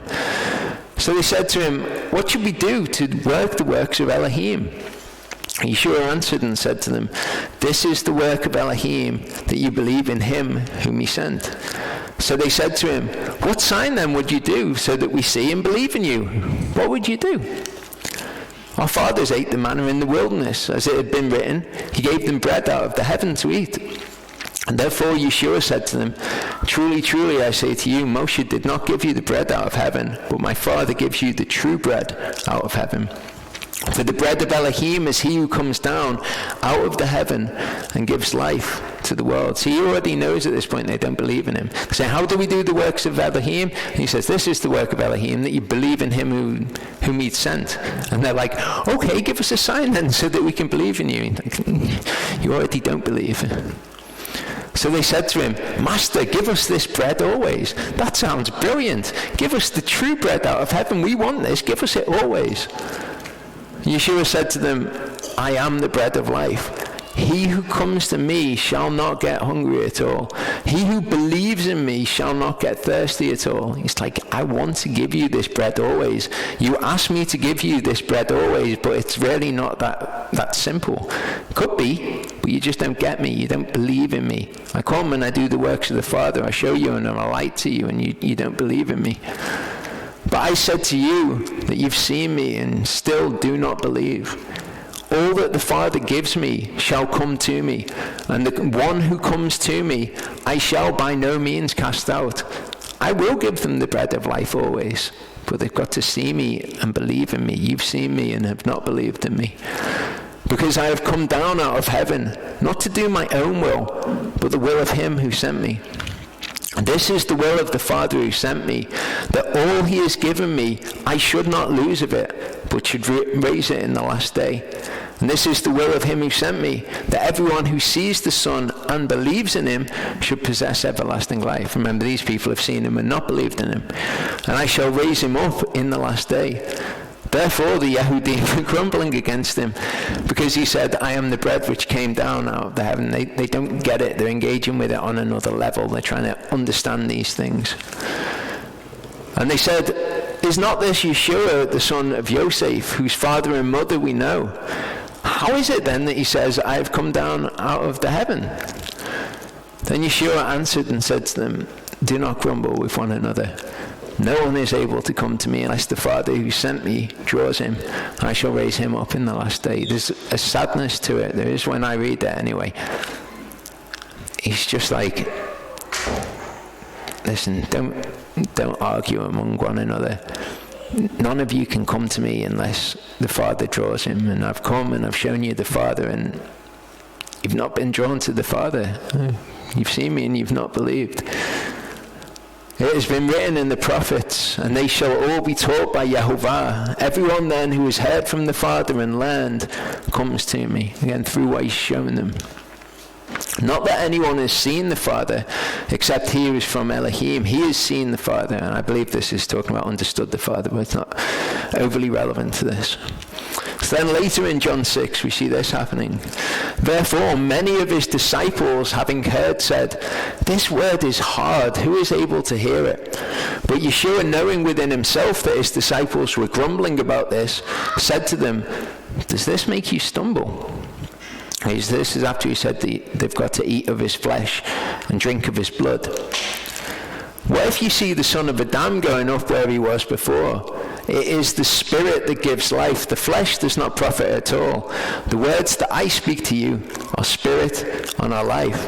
But there are some of you who do not believe. For Yeshua knew from the beginning who they were who did not believe and who would deliver him up. And it's funny, isn't it? You can know almost straight off the bat those who believe in his name and those who just don't get it. I'm afraid they don't get it. And he said, because of this, I have said to you that no one is able to come to me unless it has been given to him by my Father. And we saw that it's been given to people to understand the secrets of the kingdom of heaven. From then on, many of his disciples withdrew and were not walking with him anymore. Yeshua therefore said to the 12, "Do you also wish to go away?" Then Shimon Kepha answered him, "Master, to whom shall we go? You possess the words of everlasting life." They got it. It didn't matter that he'd come and he'd said something difficult to them. They didn't say, "Oh, no, we totally get that we're to eat your flesh and drink your blood. That's obvious." They said, "Where else would we go? You've spoken something hard, but we understand your name. And if you understand his name, then when you come to things in the Word that are difficult for you, that are hard for you, that might cause you persecution or might cause you to lose something that you want, you can accept them because you trust in his name, and that underlies all of it." And this is the problem with people who end up rejecting Yeshua. They come to the New Testament, and Charlie will know what I mean if I said, "I found my first fail." Because they don't believe in the name of Yehovah. That underlies it. So when they find something in the scriptures that they see to be a problem, like, well, the Messiah, it says that we won't know where he came from, and we know where Yeshua came from, it causes them to stumble, and it causes them to fall away. But it's because they do not understand the name of Yehovah. Because if you know the name of Yehovah, then you read the words of Yeshua and you say, this man is from Yehovah. And if I find something that he says that I don't understand, I'm going to stick with it. I'm going to seek it out and find out what it is. And it's the same with Paul. When you read Paul's words, if you don't know the name of Yehovah, you'll read them, and you might find something within them. Peter says he's hard to understand. And you might think he's hard to understand, and you might not bear with him because you don't recognize his name in the things that he's saying. If I read Paul, I can see Yehovah all over Paul's writings. I can see that his words were inspired by Yehovah. It's obvious to me. And it's the same with Yeshua, but people come to a point where they stumble with Paul and they stumble with Yehovah, and it's because they do not believe in the name of Yehovah. So if anybody is watching, and we've had comments recently about the false apostle Paul, I would say to you, if you think that that's not true, go and read Paul's words again. Maybe it's been a while since you've watched, since you've read the words of Paul from beginning to end, his actual letters. Read them and see if you see Yehovah in those things. So believing in his name, this is key to the signs. John 12, 44 to 46 says, Then Yeshua cried out and said, He who believes in me believes not in me, but in him who sent me. He who sees me sees him who sent me. I have come as a light into the world so that no one who believes in me should stay in darkness. So when you see me doing these actions, and you believe in me, and it's not you believing in me, because I'm not doing my own actions. I'll explain this by way of an example. Here's my wallet. if I went round to Charlie's house, I dropped my wallet on the floor, I went home, I think, I've got £20 in my wallet. Is Charlie going to steal the £20 and pretend he couldn't find the wallet? I think that. I would think there is no way that Charlie's going to do that. And how would I know that he wasn't going to do that? Because I know that he follows Yehovah. Okay? I don't think Charlie would have done it anyway, but I know for a fact that he wouldn't do it because he follows Yehovah. So it's not me believing in Charlie, it's me believing in Yehovah. Okay? Makes sense. Much more likely to find Charlie doing this for the same reason. John 11:37-42. If I do not do the works of my Father, do not believe in me. But if I do, though you do not believe in me, believe the works, so that you know and believe that the Father is in me, and I in him. Therefore they were seeking again to seize him, but he went forth out of their hand. Just don't get it. I'm coming, I'm doing all these works of the Father. This is all great. And what did they do? Let's get him. And went once more to the other side of the Jordan, to the place where Yochanan was immersing at first, and there he stayed. And many came to him and said, Yochanan indeed did no sign, yet all that Yochanan said about this man was true. Many believed in him there. John 5:24, truly, truly, I say to you, he who hears my word and believes in him who sent me possesses everlasting life and does not come into judgment, but has passed from death into life. So by hearing the word, believing in the name. So, wickedness can cause one to disregard signs. Okay, and this is another reason why showing to people who have not turned their hearts to the Lord is not an effective way of reaching them. John 9:13-16 says, they brought to the Pharisees the one who was once blind. Now it was the Sabbath when Yeshua made the clay and opened his eyes. Therefore the Pharisees also asked him again how he'd received his sight. He said to them, he put clay on my eyes, and I washed and I see. Therefore some of the Pharisees said, this man is not from Elohim because he does not guard the Sabbath. Now they didn't understand his name, obviously. If they understood his name, they'd understand what the Sabbath is about. Okay, they'd understand that it's not about, like the Jews do, going along and marking out, like, I can't even remember what they do. They put things at certain distances, and that kind of marks out a boundary in which they're able to go. These people, he's healed somebody on the Sabbath. That's working. They don't understand the Sabbath because they don't understand his name. Others said, how is a man who is a sinner able to do such miracles? And there was a division among them. And I include this just to show you that there was belief of him among the Pharisees, as we'll see as we go on. The word of Elohim spread, and the number of the disciples increased greatly in Jerusalem, and a great many of the priests were obedient to the belief. A great many of the priests. Stephanus, filled with belief and power, this is Stephen, did great wonders and signs among the people. And some of those of the so-called congregation of the freedmen, Cyrenians, Alexandrians, and those from Cilicia and Asia, rose up disputing with Stephanus. But they were unable to resist the wisdom and the spirit by which he spoke. Now, it still isn't going to cause them to believe in it. But I've had this so many times when someone comes with like well, what about this? You speak the truth to them. And when you speak the truth to people, they cannot resist the wisdom of Elohim because you've spoken the truth to them. But it's still not going to make them believe. You come doing signs and wonders too. Then they instigated men to say, we have heard him speak blasphemous words against Moshe and Elohim. They couldn't resist what he was saying. They had nothing to argue with him about. He came doing signs and wonders, but then what's the next thing they do? They stirred up the people and the elders and the scribes, so they came upon him and seized him and brought him to the council. And they set up false witnesses who said, this man does not cease to speak blasphemous words against this set-apart place and against the Torah. Just like with Paul, it's the exact same thing that Paul is accused of. Okay, he was accused of it back then, and he's accused of it now. John 11:43-50 says, and when he had said this, he cried with a loud voice, Eleazar, come out, this is Lazarus. And he who died came out, bound feet and hands with wrappings, and his face was wrapped with a cloth. Yeshua said to them, loosen him and let him go. Therefore many of the Yehudim who had come to Miriam and had seen what Yeshua did believed in him. But some of them went away to the Pharisees and told them what Yeshua did. Of course they did.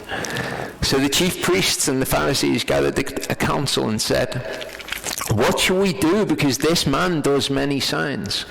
They're not saying, this man is doing loads of signs, this is brilliant, we will go and follow this man. What are we going to do? He's doing many signs. If we let him alone like this, they're all going to believe in him, and the Romans shall come and take away from us both our place and nation. So they had forecast into the future these events that were going to happen. They had no trust in Elohim. They just said, what are we going to do? They believe in him. This terrible thing that we've pre-decided in our minds is the actual eventuality which is going to take place. That's what's going to take place. So we'll disregard his signs. And one of them, Caiaphas, being a high priest that year, said to them, you know naught, neither do you consider that it is better for us that one man die for the people than that the entire nation should perish. So even the high priest, he sees his signs and he says, you know what, it's going to be better for us if we get rid of him. In Acts 4:13-17 it says, and seeing the boldness of Peter and John, and perceiving that they were unlearned and ordinary men, they marveled. And they recognized that they had been with Yeshua. And seeing the man who had been healed standing with them, they could not contradict it. But when they had commanded them to go aside out of the council, they consulted with one another, saying, what shall we do to these men? For indeed an outstanding miracle has been done through them, is apparent to all those dwelling in Yerushalayim, and we're unable to deny it. We can't contradict it. We can't say anything against this. This sign has been done. But in order that it spreads no further among the people, let us strongly threaten them to speak no more to anyone in this name. You see why you cannot reach people by showing them things about Elohim. Okay, you could show them the very works of the apostles, and if it's not in their mind to believe in the name, if they don't know Elohim and you've not shown them Elohim, it's going to be worthless and they'll fall away. Acts 5:12-33 says, and through the hands of the apostles many signs and wonders were done among the people, and they were all with one mind in Solomon's porch. But of the rest no one had the courage to join them. However, the people made much of them.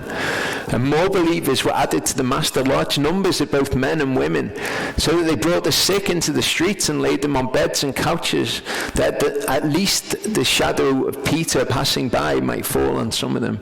A large number also gathered from the surrounding cities to Yerushalayim, bringing sick ones and those who were troubled by unclean spirits, and they were all healed. Can you imagine this scene in the city? Them bringing out people in their beds, and the streets being full of beds of sick people, and people who are tormented by demons, and people coming from other cities to be healed by these people because word had spread. The high priest rose up, and all those with him, which is the sect of the Sadducees, and they were filled with jealousy. And they seized the apostles, and they put them in the public jail. But an angel of Yehovah opened the prison doors at night and brought them out and said, go and stand in the set-apart place and speak to all the people all the words of life, of this life. Now when they heard, they went to the set-apart place early in the morning and were teaching. But the high priest and those with him came and called the council together with all the elders of the children of Israel, and sent to the prison for them to be brought. But having come, the officers did not find them in the prison, and they went back and reported it, saying, we found the prison shut in all safety, and the watchers standing outside before the doors. But having opened them, we found no one inside. And as the high priest and captain of the set-apart place and the chief priests heard these words, they were puzzled and wondered what this might be.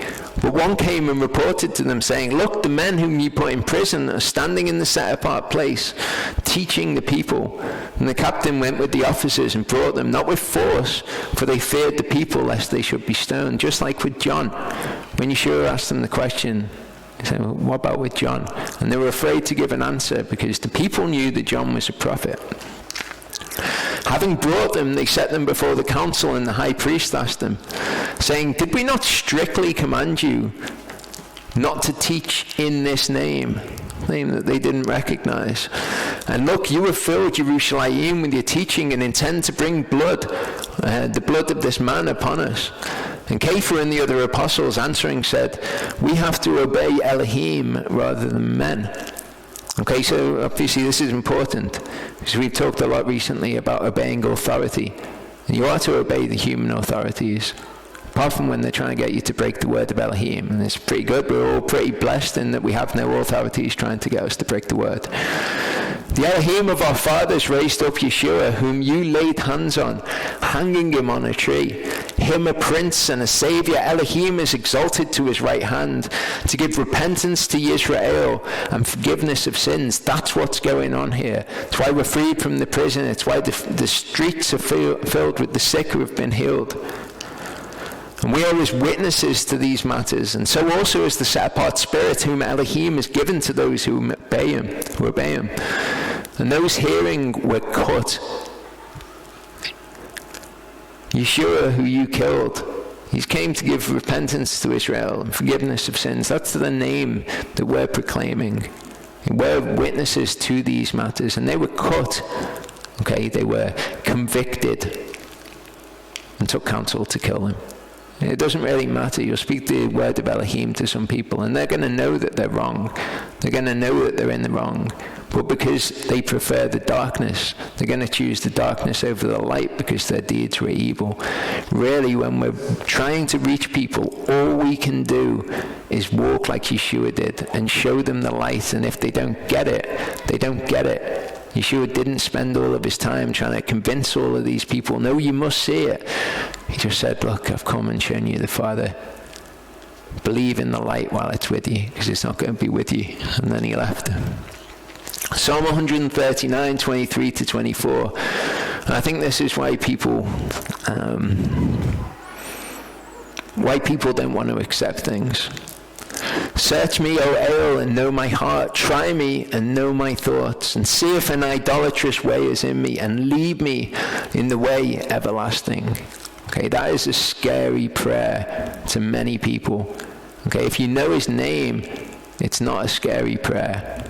Okay, but it is to many people who don't want to hear the word. The idea that Elohim would search them and know what is inside them.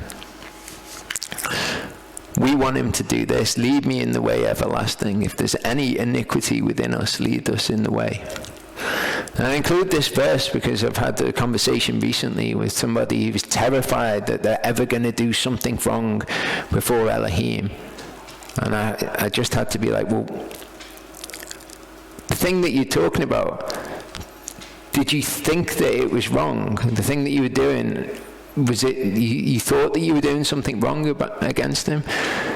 And this person was like, well, no, but maybe something that I'm doing is wrong. And if you've read the things in the word about what happens if you do things that are wrong against him.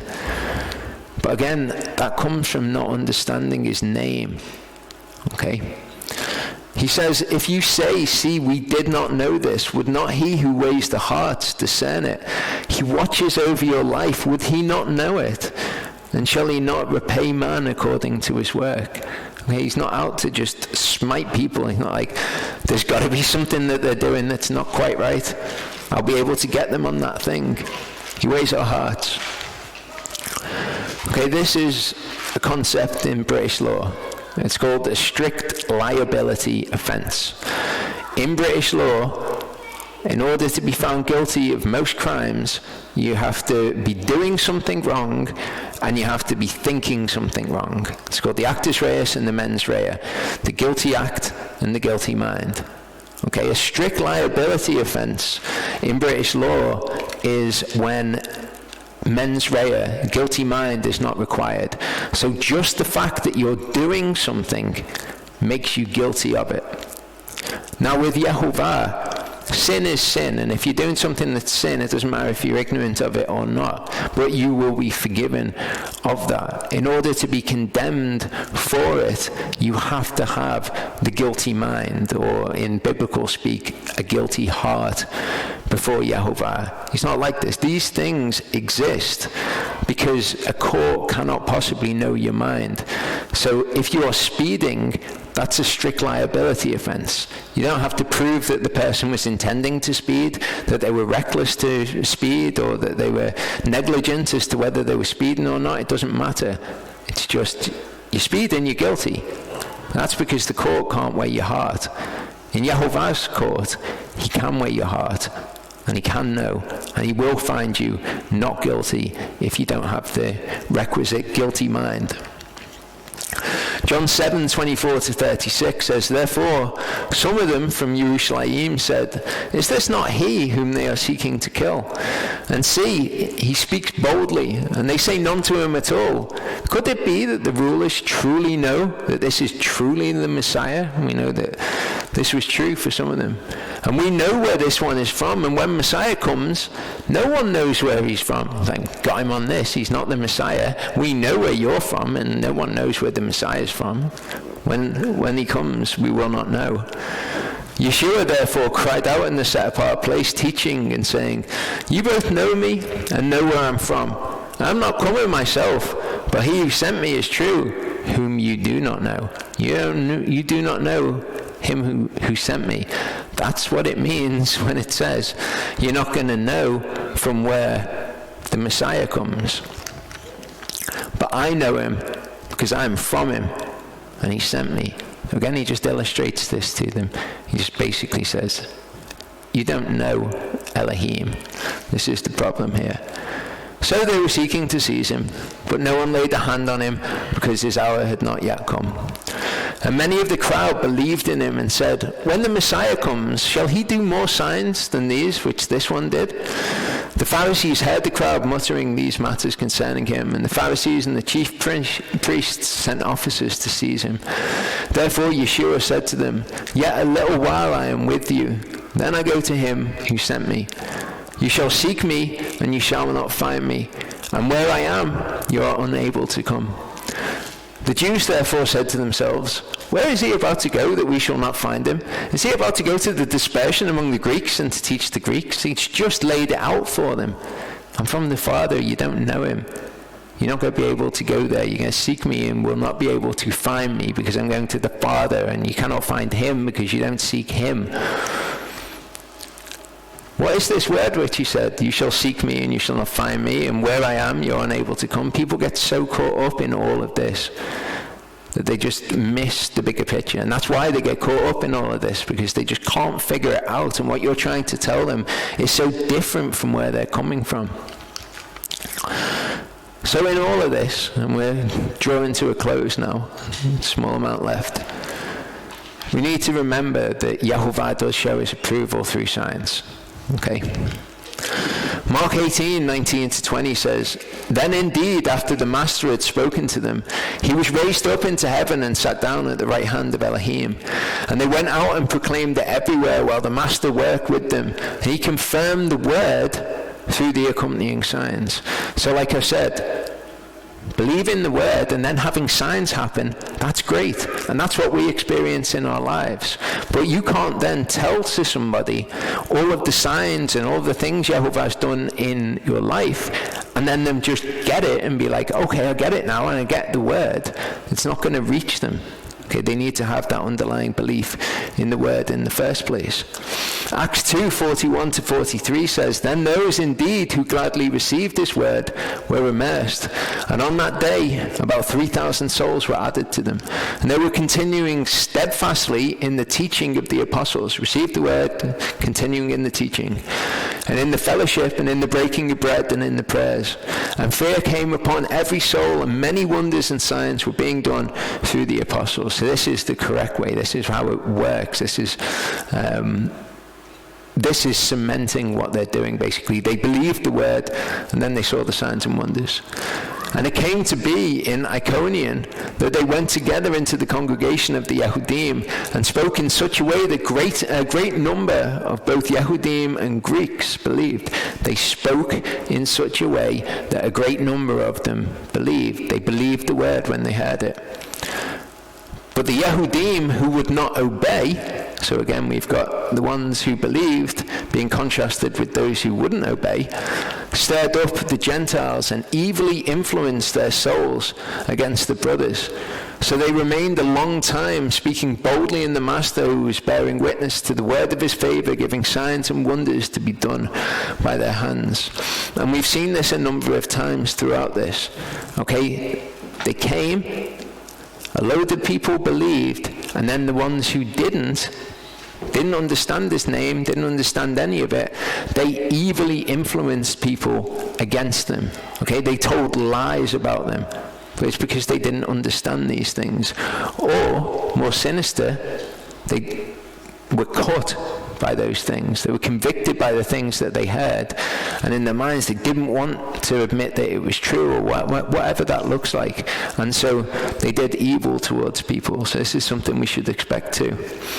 And the crowd of the city was divided, and some sided with the Jews and some with the apostles. So Yehovah also allows people to be deceived by signs. It's all about the message that they cause one to believe. That's the entire thing. Okay, signs and wonders can cause you to believe the word. They can cause you to believe that the person that is speaking has come from Elohim, but then you never believe the message. But they can also lead you astray, and they can cause you to believe in another name or another concept or another message. Matthew 24:24 says, "For false messiahs and false prophets shall arise, and they shall show great signs and wonders, so as to lead astray, if possible, even the chosen ones." Why is it not possible to lead astray the chosen ones? Well, one, they're the chosen ones, and two, they understand his name. So when somebody who is a false prophet or a false messiah comes teaching another name, they're not going to get it. Okay? They will not know his voice. Deuteronomy 13:1-3 talks about the sort of things that Yeshua is referring to. "When there arises among you a prophet or a dreamer of dreams," false prophet like Yeshua said, "and he shall give you a sign or wonder, and the sign or the wonder shall come true, of which he has spoken to you, saying, let us go after other gods which you have not known and serve them. Do not listen to the words of that prophet." Okay? Notice the message that the prophet comes with. Let us go after other gods. Do not listen to his words. Do not believe his message. For Yehovah your Elohim is trying you to know whether you love Yehovah your Elohim with all your heart and with all your soul. How? Do you know his name? Do you love his name? If you love him, you will guard his commandments. So this person comes along with signs and wonders, which might be a temptation to lead you astray, but their message is not correct, and they're trying to lead you away from Yehovah's name. So in doing this, in allowing this, Yehovah is testing you to know whether you actually love his name and believe in his name. Revelation 13:11-14 says, "And I saw another beast coming up out of the earth, and he had two horns like a lamb and spoke like a dragon.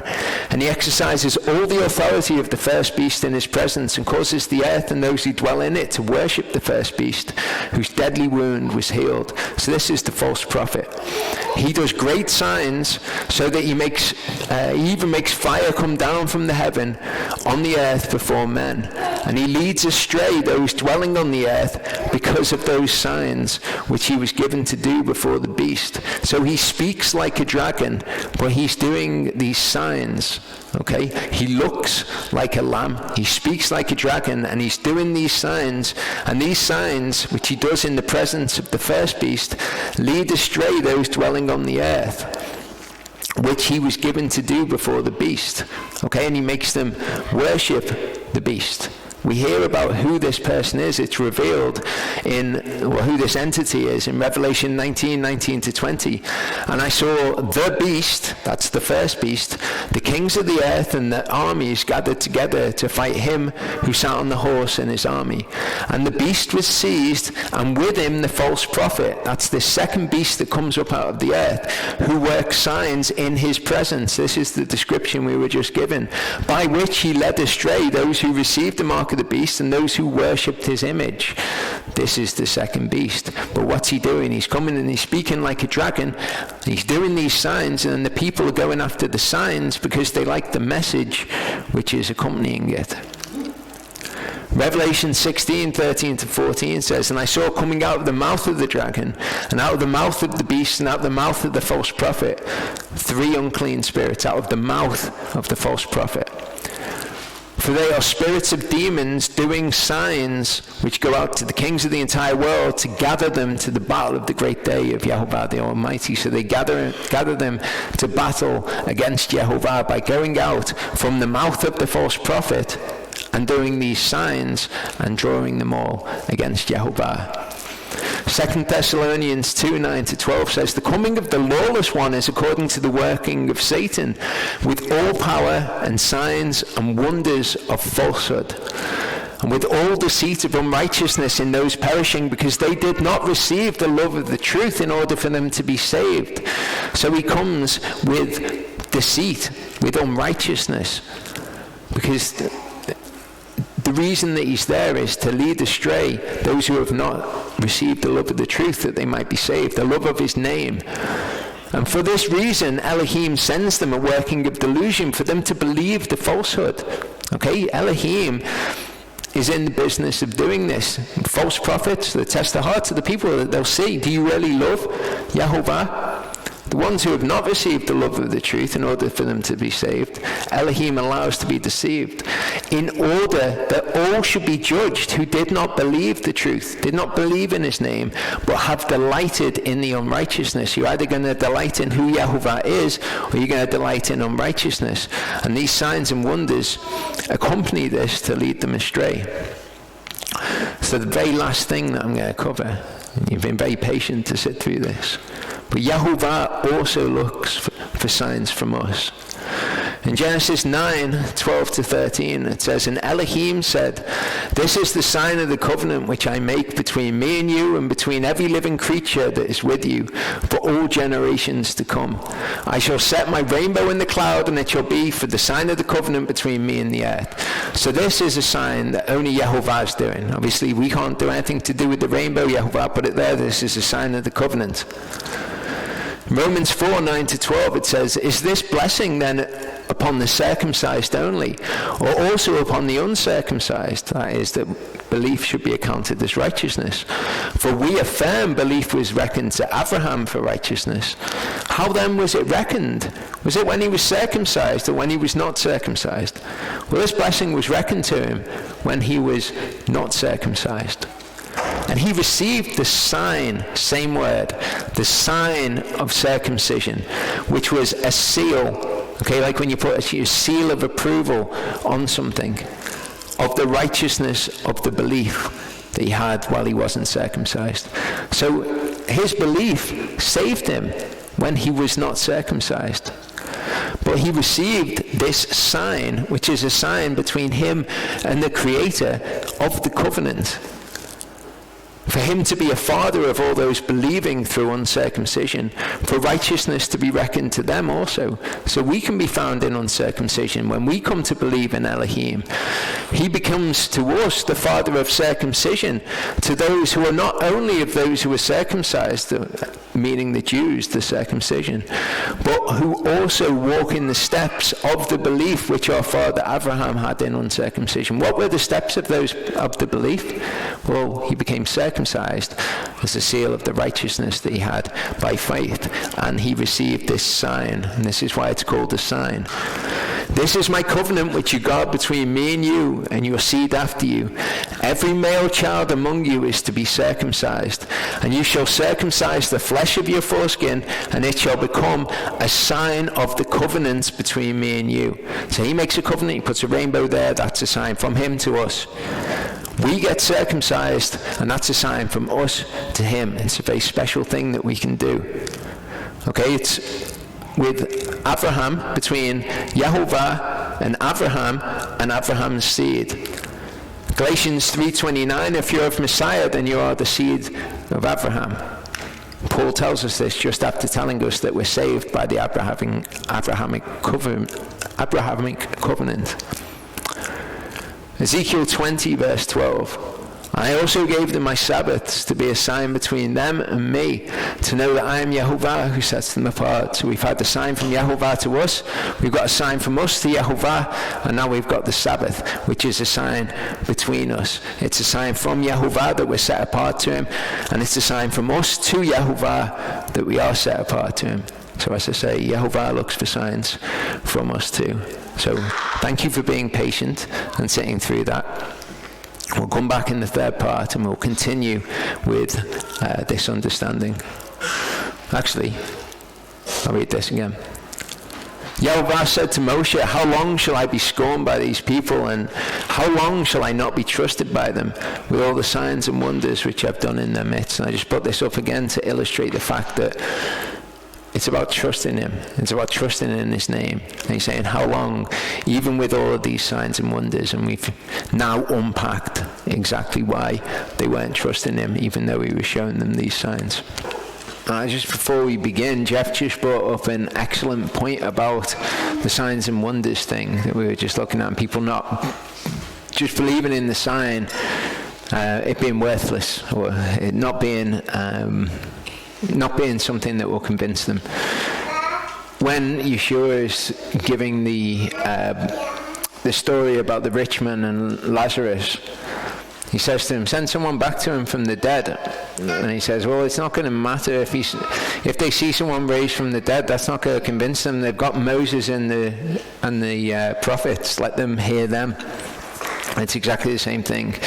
You hear the word and you're going to believe it, otherwise you're not. And no matter how many signs and wonders you see, you're never going to believe in his name. So back to verse 11, it says, and Yehovah said to Moshe, how long shall I be scorned by these people? How long shall I not be trusted by them with all the signs which I have done in their midst? He's actually kind of run out of patience with them at this point, which is what we're going to see. This is what he says. He says, I smite them with the pestilence and disinherit them, and make of you a nation greater and mightier than they. It's very similar to what he said to him after the sin of the golden calf. Now, when he's saying this to Moses, he knows that that's not what is going to happen eventually. And we've kind of talked before about the idea that tests of our faith cause us to grow. The Yehovah knows whether or not we're going to pass the test, but it's actually going through the test that changes us. It's the same with Moshe here, I imagine. When Moshe is given the opportunity to get rid of all these people who have been annoying him for all of this time, he's been like, I can't bear all of these people. This is ridiculous. Yehovah gives him the opportunity to get rid of them all and to start again from him. I imagine it's an opportunity for Moses to develop and to grow and to contemplate these things. And Moshe said to Yehovah, then the Mitzrites shall hear it. For by your power you brought these people up from their midst. And what Moshe is concerned of here is his name, is Yehovah's name being profaned among the Egyptians. So again, Yehovah gives him a test to see whether or not he truly loves him, so to speak. And they shall say to the inhabitants of this land, they have heard that you, Yehovah, are in the midst of these people, that you, Yehovah, are seen eye to eye, and that your cloud stands above them, and that you go before them in a column of cloud by day and in a column of fire by night. Now, if you shall kill these people as one man, then the nations which have heard of your report shall speak, saying, because Yehovah was not not able to bring this people to the land which he swore to give to them. Therefore he killed them in the wilderness. And Yehovah is concerned about how he appears to the nations, how they understand him, how his name is represented to the nations, because he knows that they don't have any kind of real understanding. So he knows that when they see these events, they might make incorrect conclusions about him, and he's concerned about it. In Deuteronomy 32, 26 to 27, it says, I said I should blow them away, I should make the remembrance of them to cease from among men, if I did not fear the enemy's taunt, lest their adversaries misunderstand, lest they say, our hand is high, and Yehovah has not done all this. He's concerned about his name. Deuteronomy 9, 23 to 29 says, and when Yehovah sent you from Kadesh Barnea, saying, go up and possess the land which I have given you, then you rebelled against the mouth of Yehovah your Elohim, and you neither trusted him nor listened to his voice. So this is sin of the spies that's talking about. You didn't trust him. That's what he says. How long will it be until they trust me? You have been rebellious against Yehovah from the day that I knew you. This is Moses speaking to them. So I fell down before Yehovah the 40 days and 40 nights, for I fell down because Yehovah had said he would destroy you. When Moses is recounting these things, and we're going to see a couple of examples throughout this, we get more information about the actual event which we're seeing happen in Numbers or wherever we see it, Exodus. And I prayed to Yehovah and said, O Master Yehovah, do not destroy your people and your inheritance whom you have redeemed in your greatness, whom you have brought out of Mitzrayim with a strong hand. Remember your servants, Abraham, Yitzchak, and Yaakov. Do not look on the stubbornness of this people, on their wrong or on their sin. So he reminds him. Okay, he's calling on his name. He's saying, you've made the promise to these people. Remember your servants. Lest the land from which you brought us should say, because Yehovah was not able to bring them to the land which he promised them, and because he hated them. Bit of extra information there. He has brought them out to kill them in the wilderness. So he kind of puts it squarely on the shoulders of his name, and it being for the sake of his name. For they're your people and your inheritance, whom you brought out by your great power and your outstretched arm. We see this very similar event happening after the sin of the golden calf. And Yehovah said to Moshe, I've seen this people, and see, it is a stiff-necked people. Now let me alone, that my wrath might burn against them, and I consume them, and I make of you a great nation. This is the same promise. The same response from Moshe. But Moshe pleaded with Yehovah, his Elohim. And I imagine, my imaginations, my speculations, that Moses has had some time to think about this offer that was made to him in Exodus after the sin of the golden calf. I imagine that by the time it gets to the events in the book of Numbers, he's probably thought about it quite a lot. Yehovah said, I will make of you a great nation. And now he sees all of this rebellion in the people. I imagine it's more tempting to him the second time it's offered to him. But Moshe pleaded with Yehovah his Elohim and said, Yehovah, why does your wrath burn against your people whom you brought out of the land of Mitzrayim with great power and with a strong hand? Why should the Mitzrites speak and say, for evil he brought them out, to kill them in the mountains and to consume them from the face of the earth? Turn from the heat of your wrath and relent from this evil to your people. So it's the same thing that he comes to the same conclusion. No, we can't do this because they're going to misunderstand what's happened. They're going to see him having freed them from Egypt, and now he's brought them out into the wilderness to kill them, and they're going to misunderstand who Yehovah is. Remember Abraham, Yitzchak, and Yisrael. The same thing he says to him. Your servants to whom you swore by yourself and said to them, I increase your seed like the stars of the heavens. And all this land that I have spoken of I give to your seed, and they shall inherit it forever. In Ezekiel 36, 20 to 29, we see this issue of his name being profaned amongst the Gentiles from a different perspective. Yehovah says, and when they came to the Gentiles, wherever they went, they profaned my set-apart name. For it was said of them, these are the people of Yehovah, and yet they have gone out of his land. But I had compassion on my set-apart name, which the house of Israel had profaned among the Gentiles wherever they went. Therefore say to the house of Israel, thus said the Master Yehovah, I do not do this for your sake, O house of Israel, but for my set-apart name's sake, which you've profaned among the Gentiles wherever you went. So this is going to be him regathering us. Okay, and he says, look, I don't do this for your sake. I'm doing it for the sake of my name. This is the same attitude of mind that Moses had, not for his sake, but for the sake of Yehovah's set-apart name. And I shall set apart my great name, which has been profaned among the Gentiles, which you have profaned in their midst. And the Gentiles shall know that I am Yehovah, declares the Master Yehovah, when I am set apart in you before their eyes. They're going to know me when I am set apart in you. It's the same thing. You display who Yehovah is by setting him apart in yourself, by doing his works like Yeshua. And I shall take you from among the Gentiles, and I shall gather you out of all lands, and I shall bring you into your own land. And I shall sprinkle clean water on you, and you shall be clean. From all your filthiness and from all your idols I cleanse you. And I shall give you a new heart and put a new spirit within you. And I shall take the heart of stone out of your flesh, and I give you a heart of flesh, and put my spirit within you.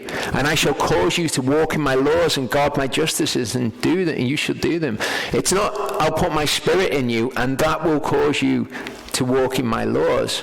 Okay, he's saying, I will put my spirit within you and I shall cause you to walk in my laws. And it's what we were talking about before and we talked about previously.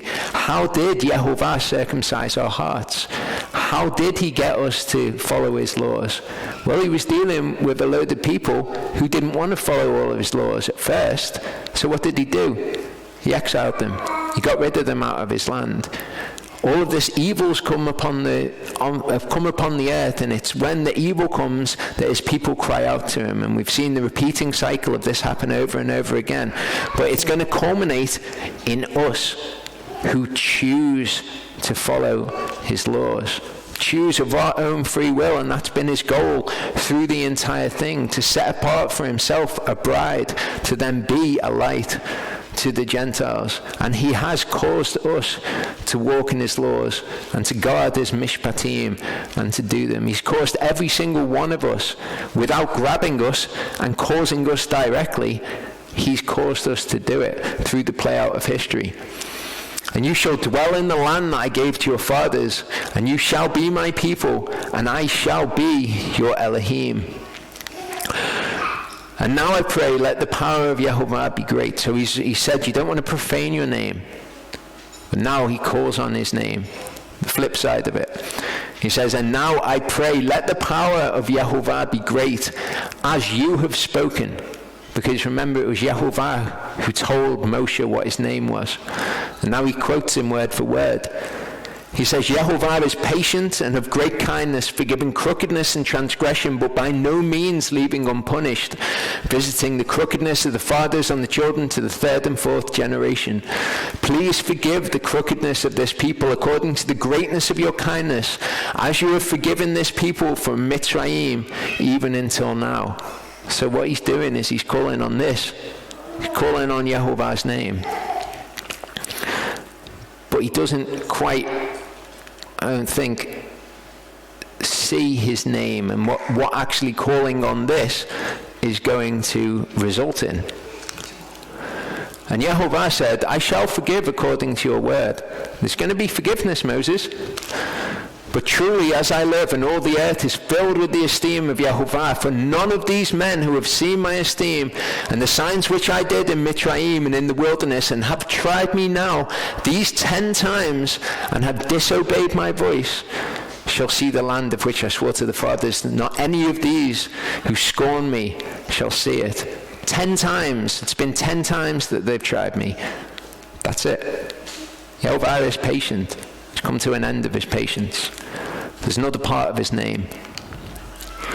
For my servant Caleb, because he has a different spirit in him and has followed me completely, Caleb knew his name. Caleb trusted in his name. I shall bring into the land where he went, and his seed shall inherit it. Since the Amalekites and the Canaanites are dwelling in the valley, turn back tomorrow and set out into the wilderness by the way of the Sea of Reeds. What did it say? Let's consider his name carefully. Now we've seen Yehovah's sentence. Yehovah is patient, of great kindness, forgiving crookedness and transgression. By no means leaving unpunished, visiting the crookedness of the fathers on the children to the third and fourth generation. What are we going to see now? He says, you guys, you're all going to die in the wilderness. Your children, they'll go in and they'll inherit the land. But their children have to endure living in the wilderness for 40 years. They have to bear the sin of their fathers. They have to undergo the consequence of their sin. And that is part of his name. So he says, okay, Moses, there is going to be forgiveness. You call on my name and it will be done according to your word. And this is the part of my name that they're going to see now. Please forgive the crookedness of this people according to the greatness of your kindness. Again, he's calling on the first part. As you have forgiven this people from Mitzrayim even till now. And he says, no. 10 times, Moses. 10 times. Enough. And Yehovah spoke to Moshe and to Aharon, saying, how long shall this evil congregation have this grumbling against me? I've heard the grumblings with which the children of Israel are grumbling against me. Say to them, as I live, declares Yehovah, as you have spoken in my hearing, so I do to you. It would be better for us if we died. Really? Galatians 6 verse 7 says, be not deceived, God is not mocked. For whatsoever a man soweth, that shall he also reap. For he that soweth to his flesh shall of his flesh reap corruption, death. But he that soweth to the Spirit shall of the Spirit reap life everlasting. Caleb, because he has a different spirit in him, he's going to go into the land. It's obviously a picture of us going into the kingdom. God's not mocked. You sow to your flesh like these people are sowing to the flesh. Maybe he'll be patient with you for a time, but eventually he's going to be like, enough. How long am I going to put up with these people? Now they'll get to see the other side of my name, by no means leaving unpunished. The carcasses of you who have grumbled against me are going to fall in this wilderness. All of you who were registered according to your entire number from 20 years old and above. You remember when we saw a couple of weeks ago them being registered 20 years old and above, the ones who went out into the army? You who have grumbled against me. It's interesting, in Deuteronomy 2 verse 14 it says, the time we took to come from Kadesh Barnea until we passed over the Wadis of Red was 38 years, until all the generation of the men of battle was consumed. Okay, from 20 years old and above. When we're considering this and we're considering the issue of the age of accountability, we've got some different things at play here. He says, all of you who have grumbled against me. So maybe it was that the ones who were younger had not grumbled against him. From 20 years old and above, and they're described as the generation of the men of battle, and they would have factually been the generation of the men of battle. They would have been. But was that what meant that they couldn't go into the land because they were the generation of the men of battle? There's more to understand. Isaiah 7, 14 to 16, we read it before. Therefore, Yehovah himself gives you a sign. Look, a virgin conceives and gives birth to a son, and shall call his name Emmanuel. He eats curds and honey when he knows to refuse evil and choose the good. For before the child knows to refuse evil and choose the good. So there's a time before when the child does not know to refuse evil and to choose the good. So is this what is going on with these people? I've got to thank Gary for pointing this verse out to me. He said when we were in the car at Sukkot, he said, when I saw the live Q&A, I thought that you were going to bring up Deuteronomy 1. I think, Deuteronomy 1? says, and Yehovah heard the voice of your words and was wroth and took an oath, saying, not one of these men of this evil generation shall see that good land of which I swore to give to your fathers, except Caleb the son of Jephunneh. He shall see it, and to him and his children I give the land on which he walked, because he followed Yehovah completely. And Yehovah was enraged with me for your sake, saying, you do not go in there either. And you kind of wonder, cover very briefly, what does he mean by for your sakes? Is it for your good? In the Septuagint it says because of you, and that's kind of what the Hebrew means as well. The Lord was enraged with me because of you. That's what he's saying. Yehoshua the son of Nun, who stands before you, he shall go in there. Strengthen him, for he shall cause Israel to inherit. And your little ones and your children, who you say are for a prey, who today have no knowledge of good and evil. That's the issue. Okay, they have no knowledge of good and evil. So is this age of accountability at 20? Does that have scriptural grounding? It does. They were said to have no knowledge of good and evil. Before the child knows to refuse the evil and choose the good, 20 years old and above, that's the cut-off point, seems to have scriptural grounding to me. There is at least an age, and maybe Yehovah weighs everyone's hearts differently, but there is at least an age when a child does not know to choose the good over the evil. But you turn and take your journey into the wilderness by the way of the Sea of Reeds. Joshua 6:20-21, these verses now make so much more sense. Now that we know that with children, Yehovah does not ascribe evil to them at a certain age. Okay? The people shouted when the priest blew the horns, and it came to be when the people heard the sound of the horn, and the people shouted with a great shout, that the wall fell down flat. And the people went up into the city, every man straight before him, and they captured the city. And they put under the ban all that was in the city, both man and woman, young and old, ox, sheep, and donkey, with the edge of the sword. Man and woman. Okay, they know to refuse the evil and choose the good. The chips are going to fall where they may for those people. But for the children, and people are like, the children, they were killing the children. Again, Yehovah's got an eternal perspective. What's going to happen to these children? Yehovah's not going to ascribe evil to them and destroy them. They're going to end up in paradise. So, to Yehovah, it's not this act of a capricious, evil God as people will try to characterize these verses to show. And it's not because they were Nephilim either, because Yehovah is going to come back and smite the nations. He's going to be killing lots of children when he smites the nations, I imagine. And children get killed in these things. What would be the other alternative? Leave them alive with no parents to dwell on the earth?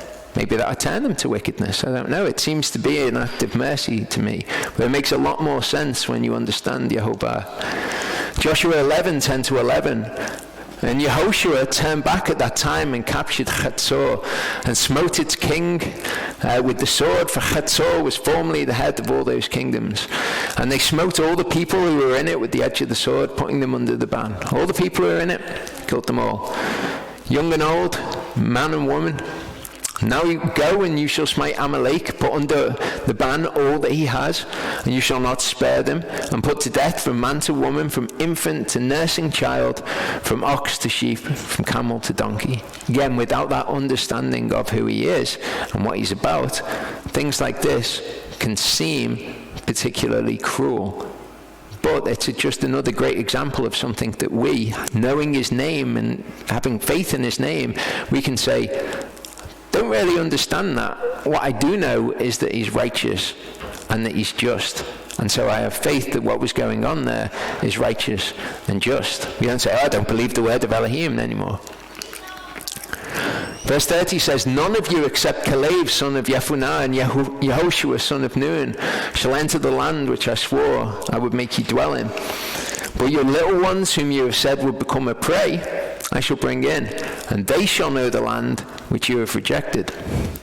But as for you, your carcasses are going to fall in this wilderness. This isn't Yehovah speaking directly to them. This is Yehovah saying to Moses, go and tell this to the people. They'll love it. It'll be great. And your sons shall be wanderers in the wilderness 40 years, and shall bear your whorings until your carcasses are consumed in the wilderness. So again, this is the other side of his name. The children are going to bear the sins of their fathers. According to the number of days in which you spied out the land, 40 days, a day for a year. A day for a year you are to bear your crookednesses, 40 years, and you shall know my alienation. That's what it says. So what we have here is before they even enter into the land, they have a form of exile from Yehovah as a punishment for their sin. Yehovah is to be alienated from them before they've even entered in. I am Yehovah, I have spoken, I shall do this to all this evil congregation who are meeting against me. In this wilderness they are consumed, and there they die. Go on, Moses, go and pass this lovely message on to them. And the men whom Moshe sent to spy out the land, who returned and made all the congregation grumble against him by bringing an evil report of the land, even those men who brought the evil report about the land died by the plague before Yehovah. So the 10 people who brought the evil report, they all died. And we've seen before how Yehovah, when he brings a plague, it's the people who are doing evil who are afflicted by the plague. Psalm 53 says, the fool has said in his heart, there is no Elohim. They have done corruptly, and they have done abominable unrighteousness. No one does good. Elohim looked down from the heavens on the children of men to see if there was a wise one seeking Elohim. They have all turned aside. They have together become filthy. No one is doing good, not even one. Have the workers of wickedness no knowledge, who eat up my people as they eat bread, and do not call on Elohim? There they are in great fear, where no fear was, for Elohim shall scatter the bones of him who encamps against you. You shall put them to shame, for Elohim has rejected them. And this is the situation that they're in now. You will know my alienation. Oh, that the deliverance of Yisrael will be given out of Sion, when Elohim turns back the captivity of his people. Let Yaakov rejoice, let Yisrael be glad. And for them, that's them going into the land. For us, that's us going into the land. Of those men who went to spy out the land, only Yehoshua son of Nun and Caleb son of Jephunneh remained alive.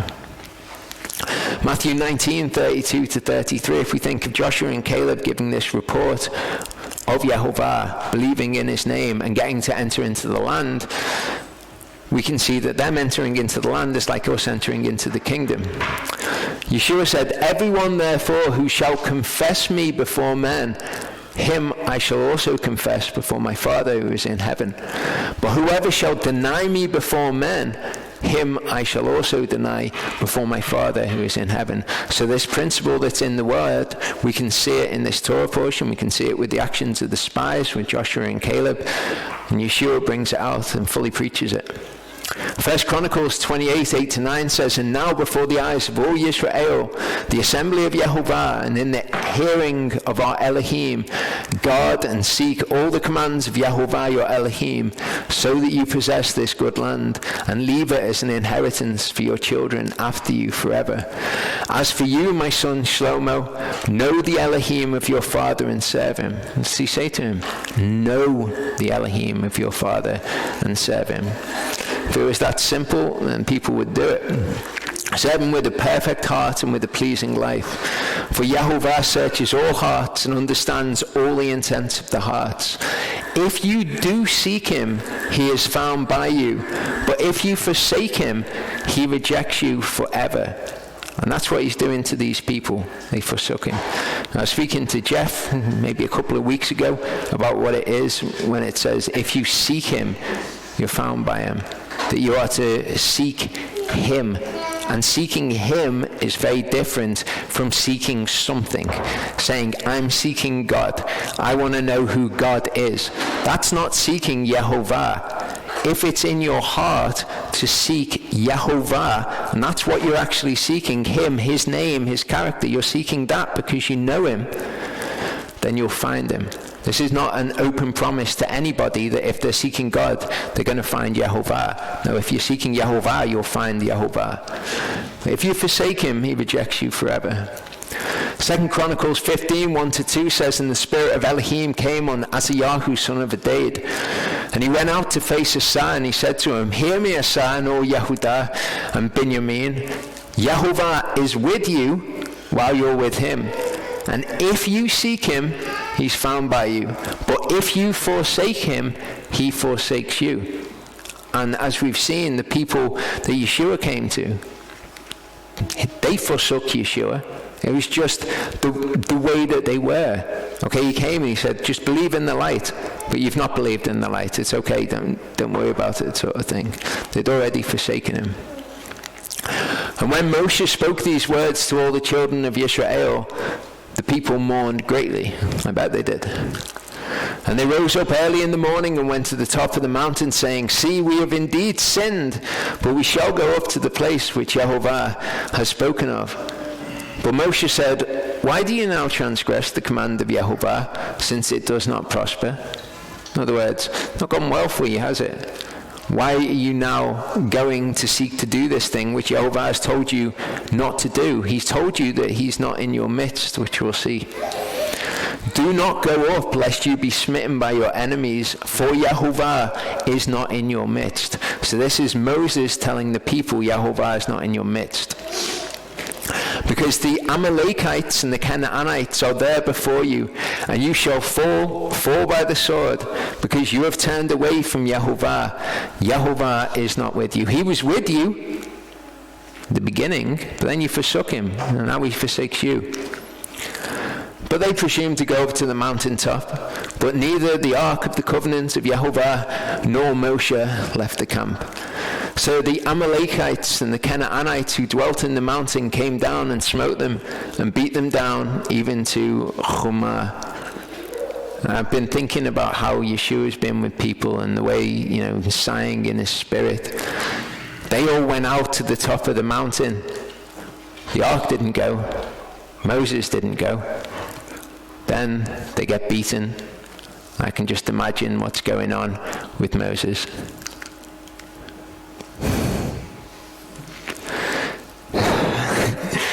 How long will it be? Yeshua would say to people, wouldn't he? He'd say, you faithless and evil generation, how long will I be with you people?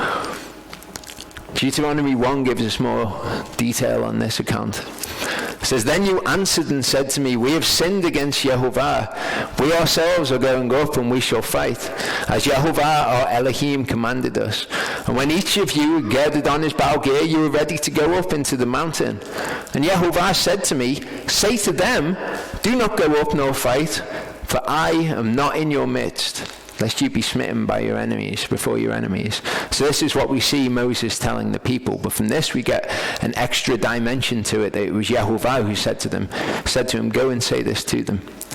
So I spoke to you, but you would not listen, and rebelled against the mouth of Yehovah, and acted proudly, and went up into the mountain.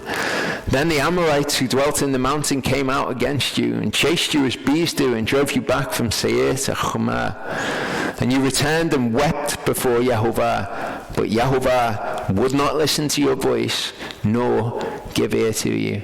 And that's another piece of information that we get. Okay, we don't get it in this account. They came back and they wept before Yehovah. What do we hear with Esau? He found no place for repentance, though he sought it with tears. These people are crying before Yehovah, but they still don't believe in his name. They're still faithless. So they're crying before him. They're emotional about it, but they can find no place for repentance. Okay, we'll end that part there. And when we come back, we'll have a look at when you go into the land. We'll have another short part to end. So last part, it'll be a short part, I think. Yehovah spoke to Moshe, saying, speak to the children of Israel and say to them, when you've come into the land of your dwellings, which I'm giving you. So this is one of those, when you've come into the land.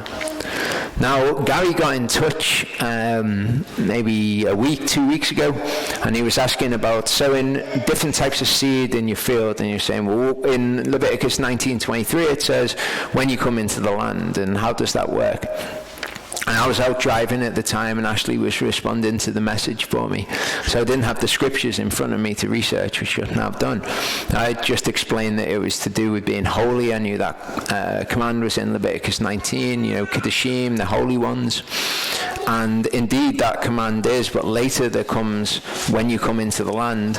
So we're going to understand when you come into the land. It doesn't pertain to that command, it pertains to one after it. So in Leviticus 14, 34 to 35, it says, when you come into the land of Canaan, which I'm giving you as a possession, and I put a plague of leprosy in a house in the land in your possession, of your possession.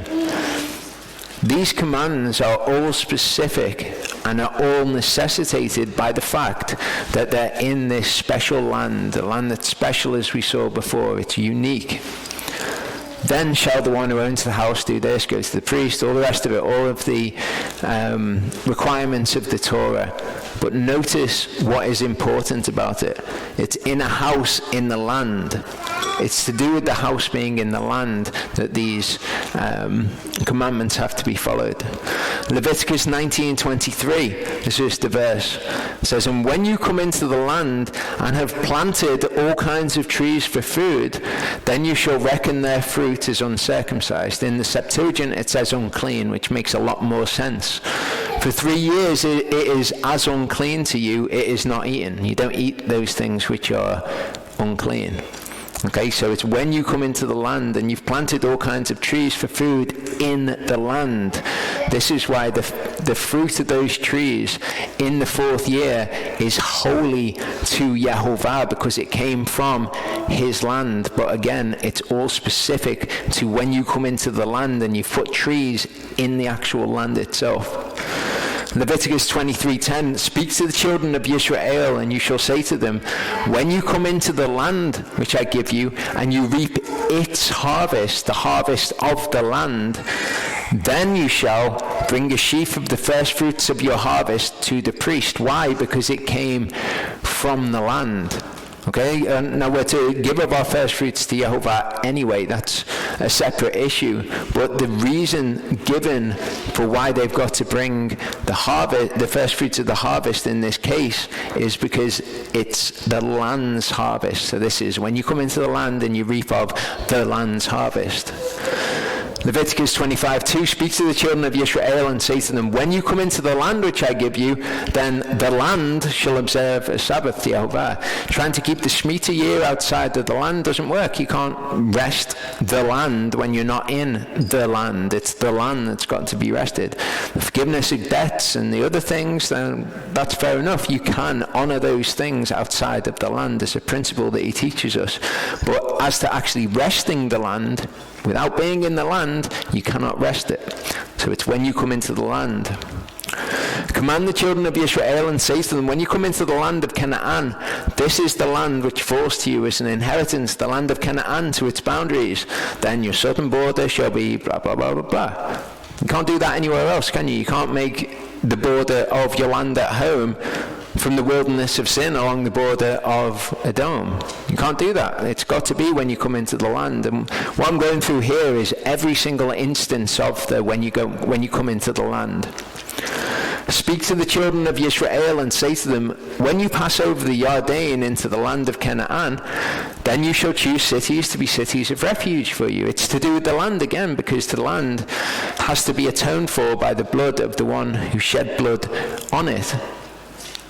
That being said, if it's done by accident, a city of refuge is given. But the only place those cities of refuge are given are in the land. So it's when you come into the land, have cities of refuge.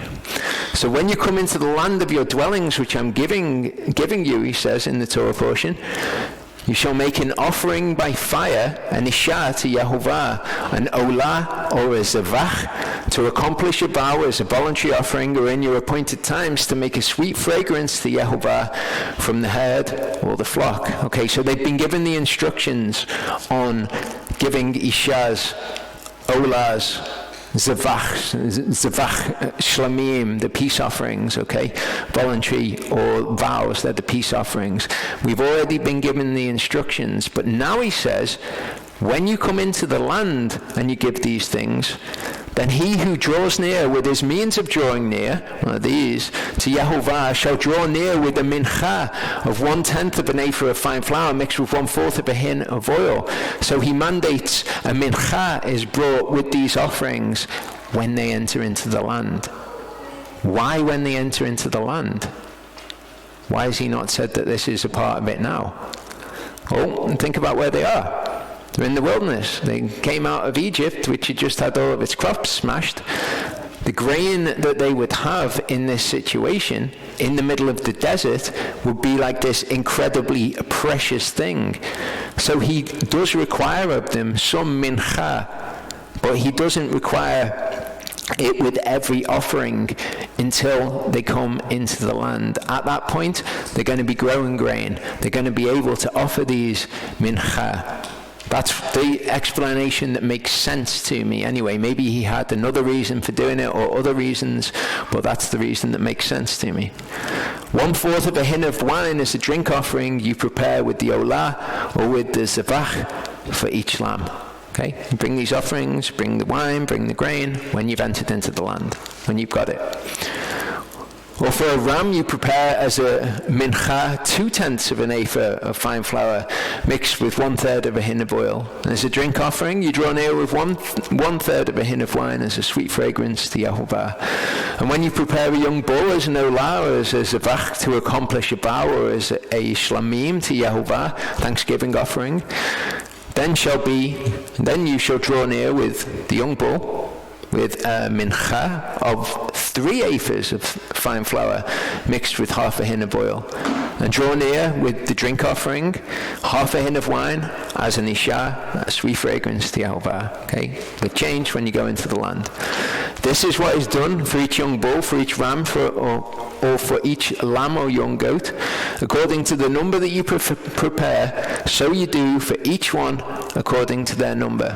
Let all who are native do so with them, in drawing near with an isha, a sweet fragrance to Yehovah. So all who are native born, let them do all these things. And when a stranger sojourns with you, or whoever is among you throughout your generations, and they would want to make an isha, a sweet fragrance to Yehovah, as you do, so he does. So when they bring these things as well, make sure that they bring grain with them.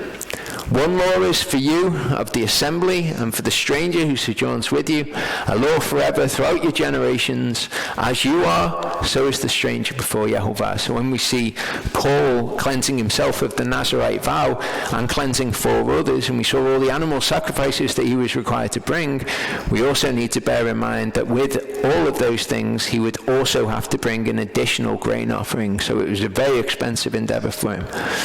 1 Torah and 1 mishpat is for you and for the stranger who sojourns with you. That's something that's repeated throughout this Torah portion. And it's interesting thematically where it lays with the idea of sinning willfully against Yehovah, which we'll get to in a second. 1 law for you, 1 law for the stranger who sojourns among you. And Yehovah spoke to Moshe, saying, "Speak to the children of Israel and say to them, when you come into the land which I bring you, then it shall be when you eat of the bread of the land again," this is why it's when you come into the land, "that you present a terumah to Yehovah. Present a cake of the first of your dough as a terumah of the threshing floor you present it. Of the first of your dough you are to give to Yehovah a terumah throughout your generations." When you're living in the land, you grow something from the land, you give of it to Yehovah, like the fruit trees. When you sin by mistake and do not do all these commands which Yehovah has spoken to Moshe, all that Yehovah has commanded you by the hand of Moshe from the day Yehovah gave command and onward throughout your generations, then it shall be, if it is done by mistake, without the knowledge of the congregation, that all the congregation shall prepare 1 young bull as an olah, as a sweet fragrance to Yehovah, with its mincha. So this is what was just told to us. When you prepare this young bull, you bring a particular mincha, and its drink offering according to the judgment, according to the mishpat, and 1 male goat as a chata'at. And then the priest shall kafar for all of the congregation of the children of Israel, and it shall be forgiven them, for it was by mistake. And they shall come with their means of drawing near. Okay, they've sinned. They come close to Yehovah, and they've got a means of drawing near to him. They don't draw near to him with it. They come with a means of drawing near. And Ishati Yehovah, and their chata'at before Yehovah for their mistake. And the priest kafaras for them, and they are then clean. And it shall be forgiven all the congregation of the children of Israel and the stranger who sojourns in their midst, because all the people did it by mistake. So Yehovah wants to dwell in the midst of all of these people. They're sinning by mistake sometimes, and atonement can be made for them while he's dwelling in the midst of their tumah, dwelling in the midst of their uncleanness. And if a soul sins by mistake, one person, not the entire congregation here, then he shall draw near with a female goat a year old as a chata'at, and the priest shall kafar for the soul who strays by mistake when he sins by mistake before Yehovah, to kafar for him, and it shall be forgiven him.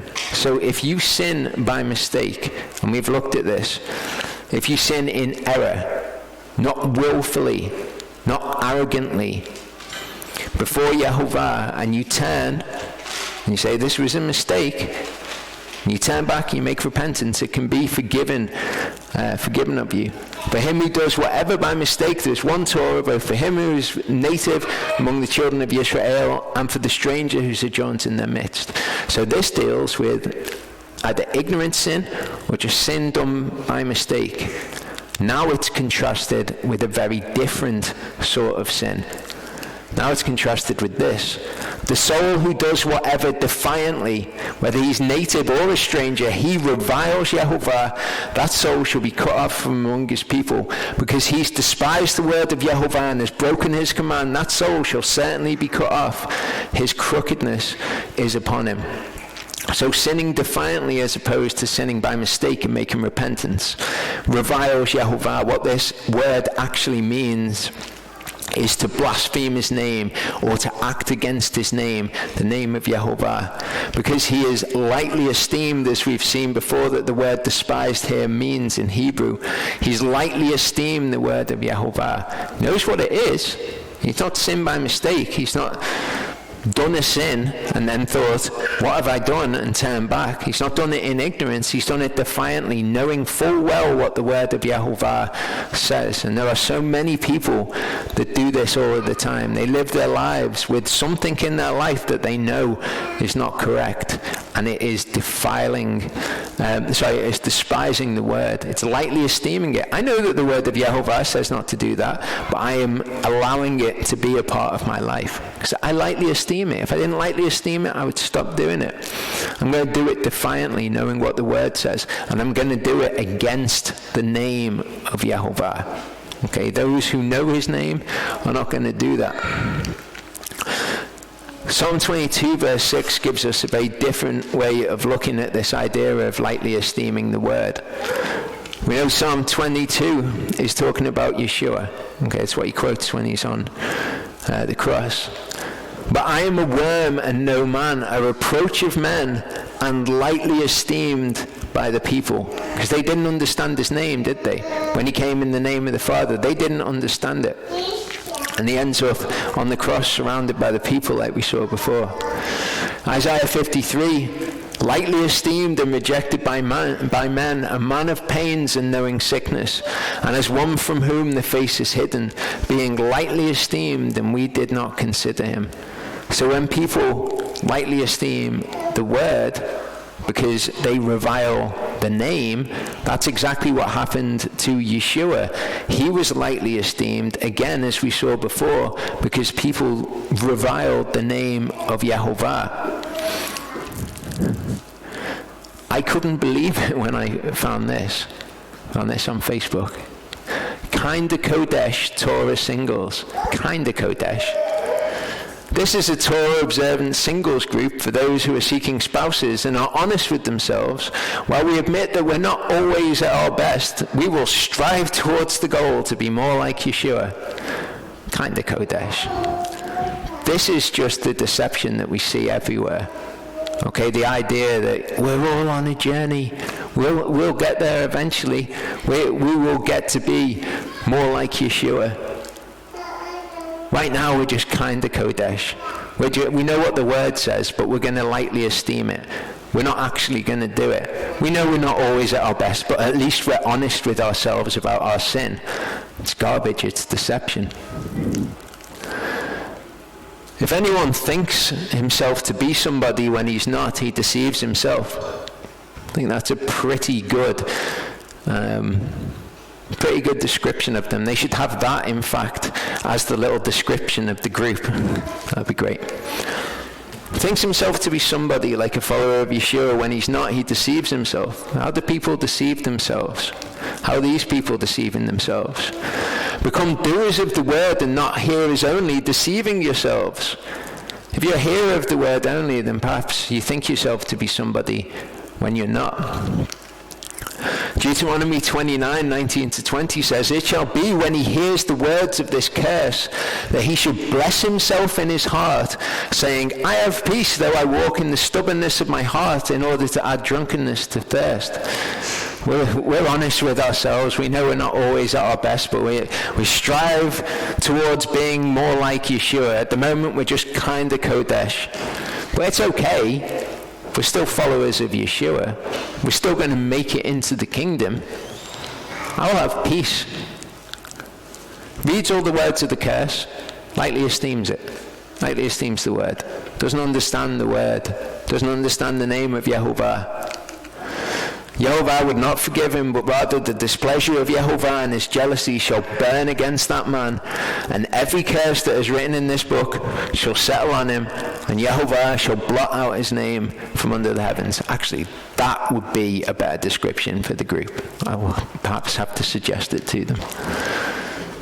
Now, this is important, because when we see Yehovah at work in our lives, when we see his signs, his wonders in our lives, we can sometimes take that, and I'm sure that these people, when he's gracious and he is patient with them in their lives and he's actually active in their lives, they see that and they think that that in and of itself is Yehovah giving approval to their lives, or giving approval to the fact that they're going to make it, because they see that Yehovah is at work. But that is not belief in his name. That's not going to get them anywhere. And we can fool ourselves when we see something happening in our life. We see him at work in our life. We can fool ourselves that is Yehovah saying basically, you've made it, don't worry about it. Same with Israel. It says, what then? Yisrael has not obtained what it seeks, but the chosen did obtain it, and the rest were hardened. This is after he said that Israel seeks after the Torah of righteousness, but they didn't attain to the Torah of righteousness because they didn't seek it by faith. Israel has not obtained what it seeks, but the chosen did obtain it, and the rest were hardened. As it has been written, Yehovah has given to them a spirit of deep sleep, eyes not to see and ears not to hear. And to this day, hearing they will hear and not understand, seeing they will see and they will not perceive. David also says to them, let their table become for a snare and for a trap and for a stumbling block and a recompense for them. Let their eyes be darkened not to see and bow down their back always. So it's not good for these people. I say then, have they stumbled that they should fall? Let it not be, but by their fall deliverance has come to the Gentiles to provoke them to jealousy. So maybe in our lives, Yehovah is using something for good. And we think, well, that means that it's a good thing. I can do this thing because Yehovah is using it for good. Could these people have applied the same logic to what they were doing? Just because Yehovah is using something for good, it doesn't mean it's a good thing. It just means Yehovah is good. If their fall's riches for the world and their failure riches for the Gentiles, how much more their completeness? If he can use them in their sin and in their fall, how much more could he use them in their completeness? James 2:8-12 says, if you truly accomplish the royal law according to the scripture, you shall love your neighbor as yourself. You do well. You're doing this bit of the law. No one can take that away from you. That is great. Well done. You've done well. Definitely underscore that. You've done that bit of the law. You've done well. But if you show partiality, you commit sin, being found guilty by the Torah as transgressors. And the context that he's talking about here is if a poor person comes into the congregation and they treat him lesser than a rich person. He's saying, look, if you love your neighbor as yourself, you've done well. But if you show partiality, you commit sin. Show partiality in loving your neighbor as yourself. That's a sin. That's against the Torah. Being found guilty by the Torah as transgressors. So you keep the Torah in one aspect, that's good, no one can take that away from you. But if you break it in another aspect, you've just become a transgressor of the Torah. And you are no longer a Torah keeper. You are a transgressor of the Torah. That's what you are. For whoever shall guard all the Torah and yet stumble in one point, he's guilty of it all. Think about the law of the land. Okay, you think, I'm a law-abiding citizen. I keep the law. And then there comes to you a law that you decide to break. What is your actual legal standing then, if the facts were actually known? Are you a lawkeeper or are you a lawbreaker? You're a lawbreaker. It doesn't matter how many of the other laws of the country you keep, you've become a lawbreaker in that law that you've decided to break. So if you keep all of the law of the country and yet you stumble in one point, you're not going to go to the judge and say, I think you'll find actually I've kept the rest of the laws of the country impeccably. The judge isn't going to go, brilliant, okay, we'll let you off with this one. It's not how it works. Here, in the real world, we recognize that that would not be fair. We recognize that that, in fact, would be wrong. And yet this is the mindset that people have when it comes to Yahovah. Becoming hearers of the word and not doers. What did they do? They deceived themselves. And this is one of the things that people deceive themselves about the most. They think that they're Torah keepers when actually the word explicitly says that you're not a Torah keeper, you are a Torah breaker. For he who said, do not commit adultery, also said, do not murder. Now, if you do not commit adultery, but you do murder, you have become a transgressor of the Torah. He uses extreme examples here so people can actually see. Of course, it would be nonsense, wouldn't it, if I was saying, I don't commit adultery, but I do murder. Is my not committing adultery, is that okay? Will that get me off with the murder? Nonsense. And it's the same with any law of the Torah. So speak and do as those who are to be judged by a Torah of freedom. And I include here something that I've been through before, because these are stumbling blocks that people in the kind of Kodesh community have. He who said, do not commit adultery, also said, you shall only eat animals I have sanctified by my word. Now if you do not commit adultery, but you do eat animals not sanctified by the word, you've become a transgressor of Torah. I've mentioned before that it blew my mind when Ashley said that the kind of Kodesh people in America will eat things that they know have unclean animals in. I just didn't know that it happened at all. Have you ever experienced this, Jeff, where people just aren't really fully on the page of we will not eat unclean animals? It's like, no, it's unclean, we can't eat it. That blows my mind. If you don't commit adultery and you think, well, I've done this right thing before Yehovah, but you break that law, then you're just a lawbreaker. In Yehovah's eyes, that's what you are. He said, do not commit adultery, also said, wear tzitzit. And this is a pretty easy thing for him to say. Now, if you do not commit adultery, but you do not wear tzitzit, you've become a transgressor of the Torah. It's not like, oh yeah, that law, we think that's a bit weird. So is it okay if we don't do it? Maybe people around us are going to think it's weird. Maybe we've got Christian friends and they're going to think that we've all turned into Jews. There you go. It's not a very good witness to the Christian people, is it, if we all start wearing tzitzit? Because then they're going to think we're Jewish and they're going to get it wrong. No. You show them his name and that will draw them to him. You don't have to work all this out for yourself. You don't become a transgressor of the word in order to convince people to keep the word. That makes no sense. He who said, do not commit adultery, also said, 10% of what I give you is mine, you must return it to me. Now if you do not commit adultery, but you do not set apart 10% of your increase to Yehovah, you've become a transgressor of the Torah. this is a major one that people stumble with because it affects them in their material goods. They think, I do all of the rest of the Torah, surely that's okay. Surely it's okay that I don't do that, Of course it's not okay. I don't know, it just baffles me so much. I don't think I can get it across how much it baffles me that in any other sphere of life, we just would not possibly have that reasoning. It's just so bizarre that people deceive themselves and can believe such a bizarre thing. For he said, do not commit adultery, also said, you shall not work on my Sabbaths. So if you do not commit adultery, but you do work on Yehovah's Sabbaths, you've become a transgressor of the Torah. It's not like we've now come into the Torah and we're having a bit of difficulty with the Sabbath, because X needs to work on the Sabbath. It's part of their job.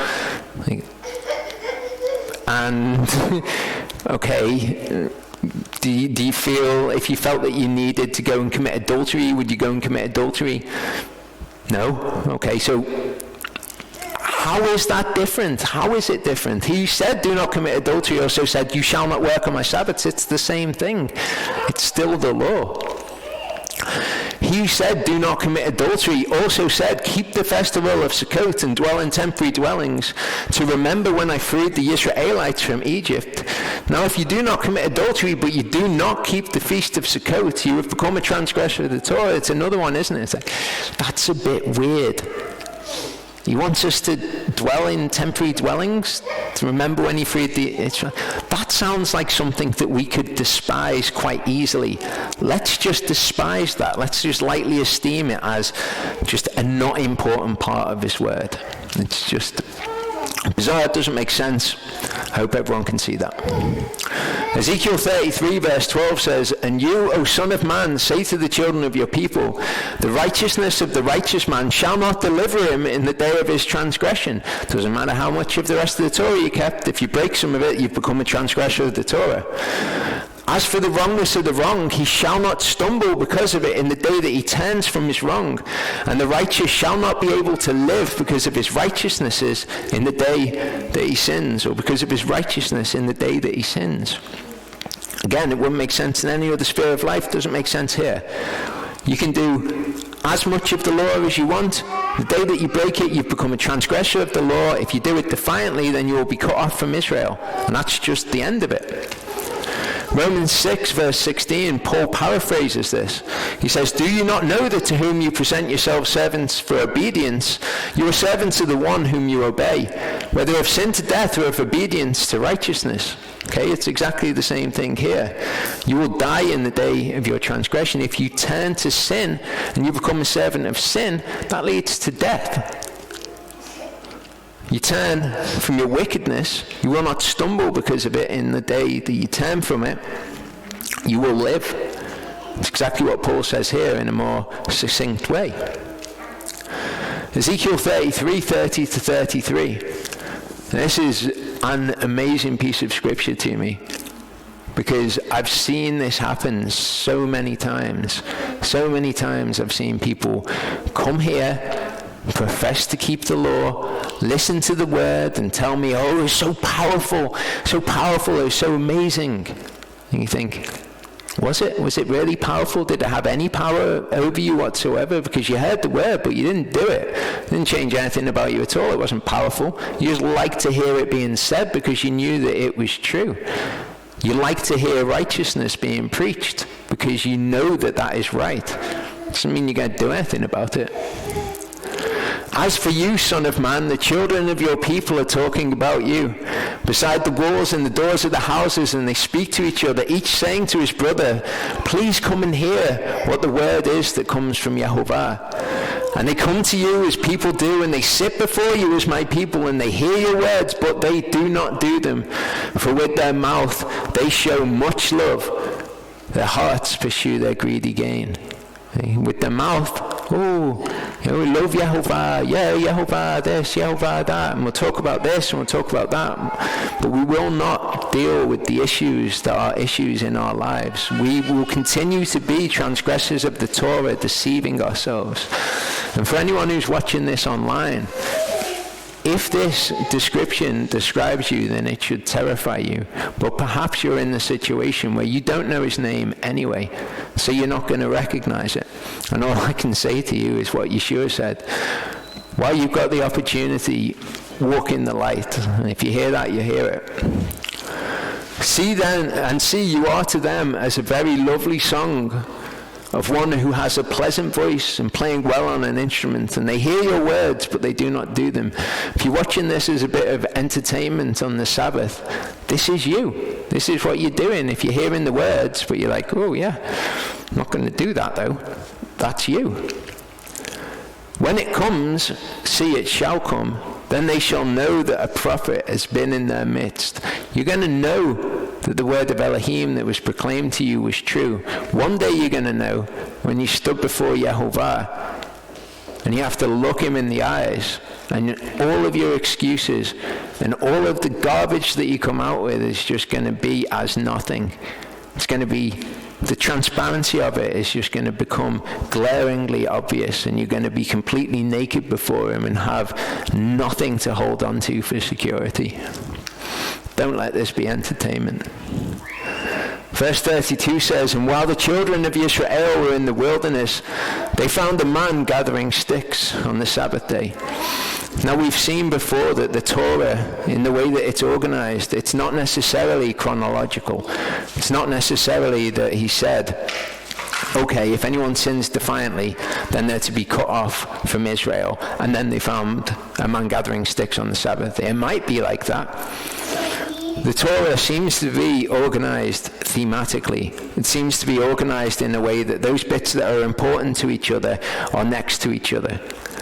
So now, right after we hear about somebody sinning defiantly, we find somebody gathering sticks or wood or trees or however you want to translate the word etz on the Sabbath day. And those who found him gathering sticks drew near with him to Moshe and to Aaron and to all the congregation. And they put him in ward under guard, because it had not been declared what should be done to him. In other words, they hadn't been told in the Torah what happens if you find somebody transgressing and breaking the Shabbat. And Yehovah said to Moshe, the man shall certainly be put to death. All the congregation stoning him with stones outside the camp. And all the congregation brought him outside the camp and stoned him with stones as Yehovah commanded Moshe. And he died. So I would say again to anybody watching this online who thinks that you have a need to break the Shabbat, look at this account and see what Yehovah thinks is just for your breaking of the Shabbat. What would Yehovah have done to you?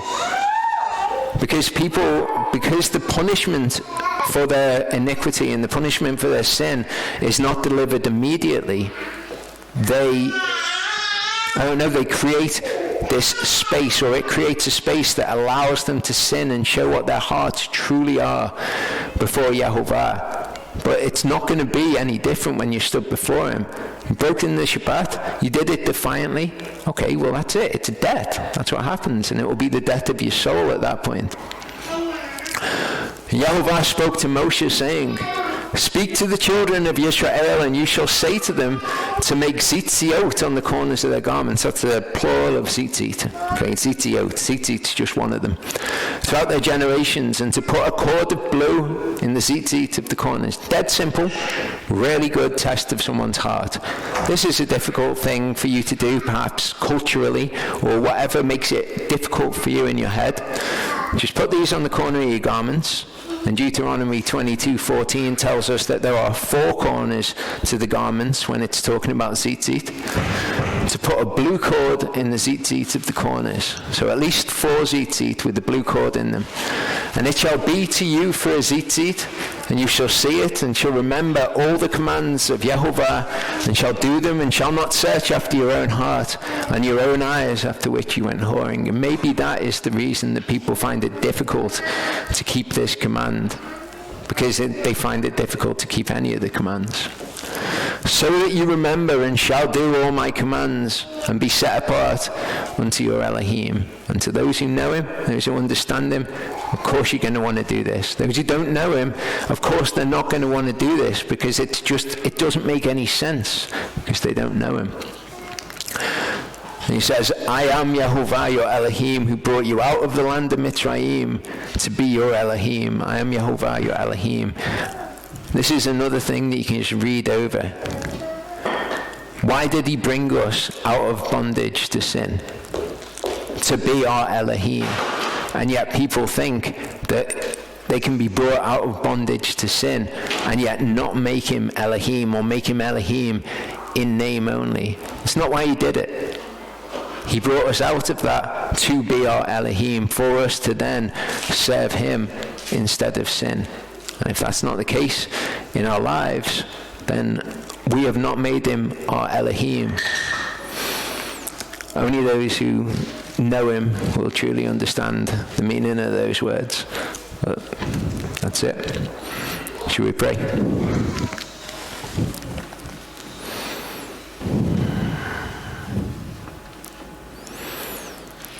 Father, I pray that you help us to show who you are to the world. Help us to just stop trying to show people through things that we think that they should see.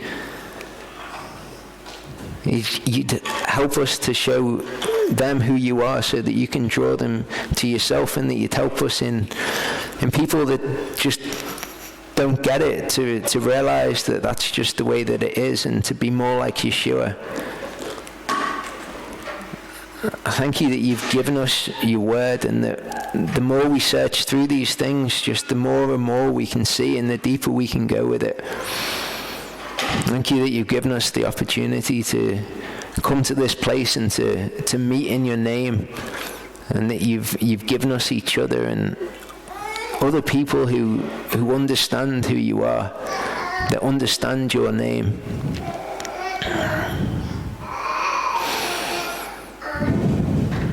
Pray for the people who are online who don't have direct fellowship with people. I pray that you would strengthen them through this time that they're going through. I pray that you'd draw near to them, that you'd help them to understand who you are on a deeper level, and to understand the reason why you have them where you have them. And if they don't understand, to trust in you and to trust in your name. I pray, Father, that you would reveal yourself more to us. I thank you for how much you've revealed yourself already. There's so much for us to search out and find. Thank you for the things that you're doing in the lives of the people in the fellowship and the people that we know. Thank you that you confirm your word with the signs that you do in our life, the way that you're involved, and the way that you bring these things to be, and the way everything works together, and how we can learn who you are in a much deeper way through it.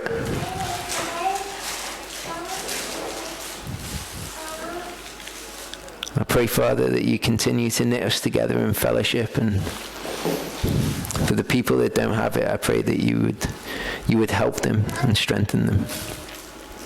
Thank you for who you are, Father, that we can trust in your name, that there is no one like you. Amen.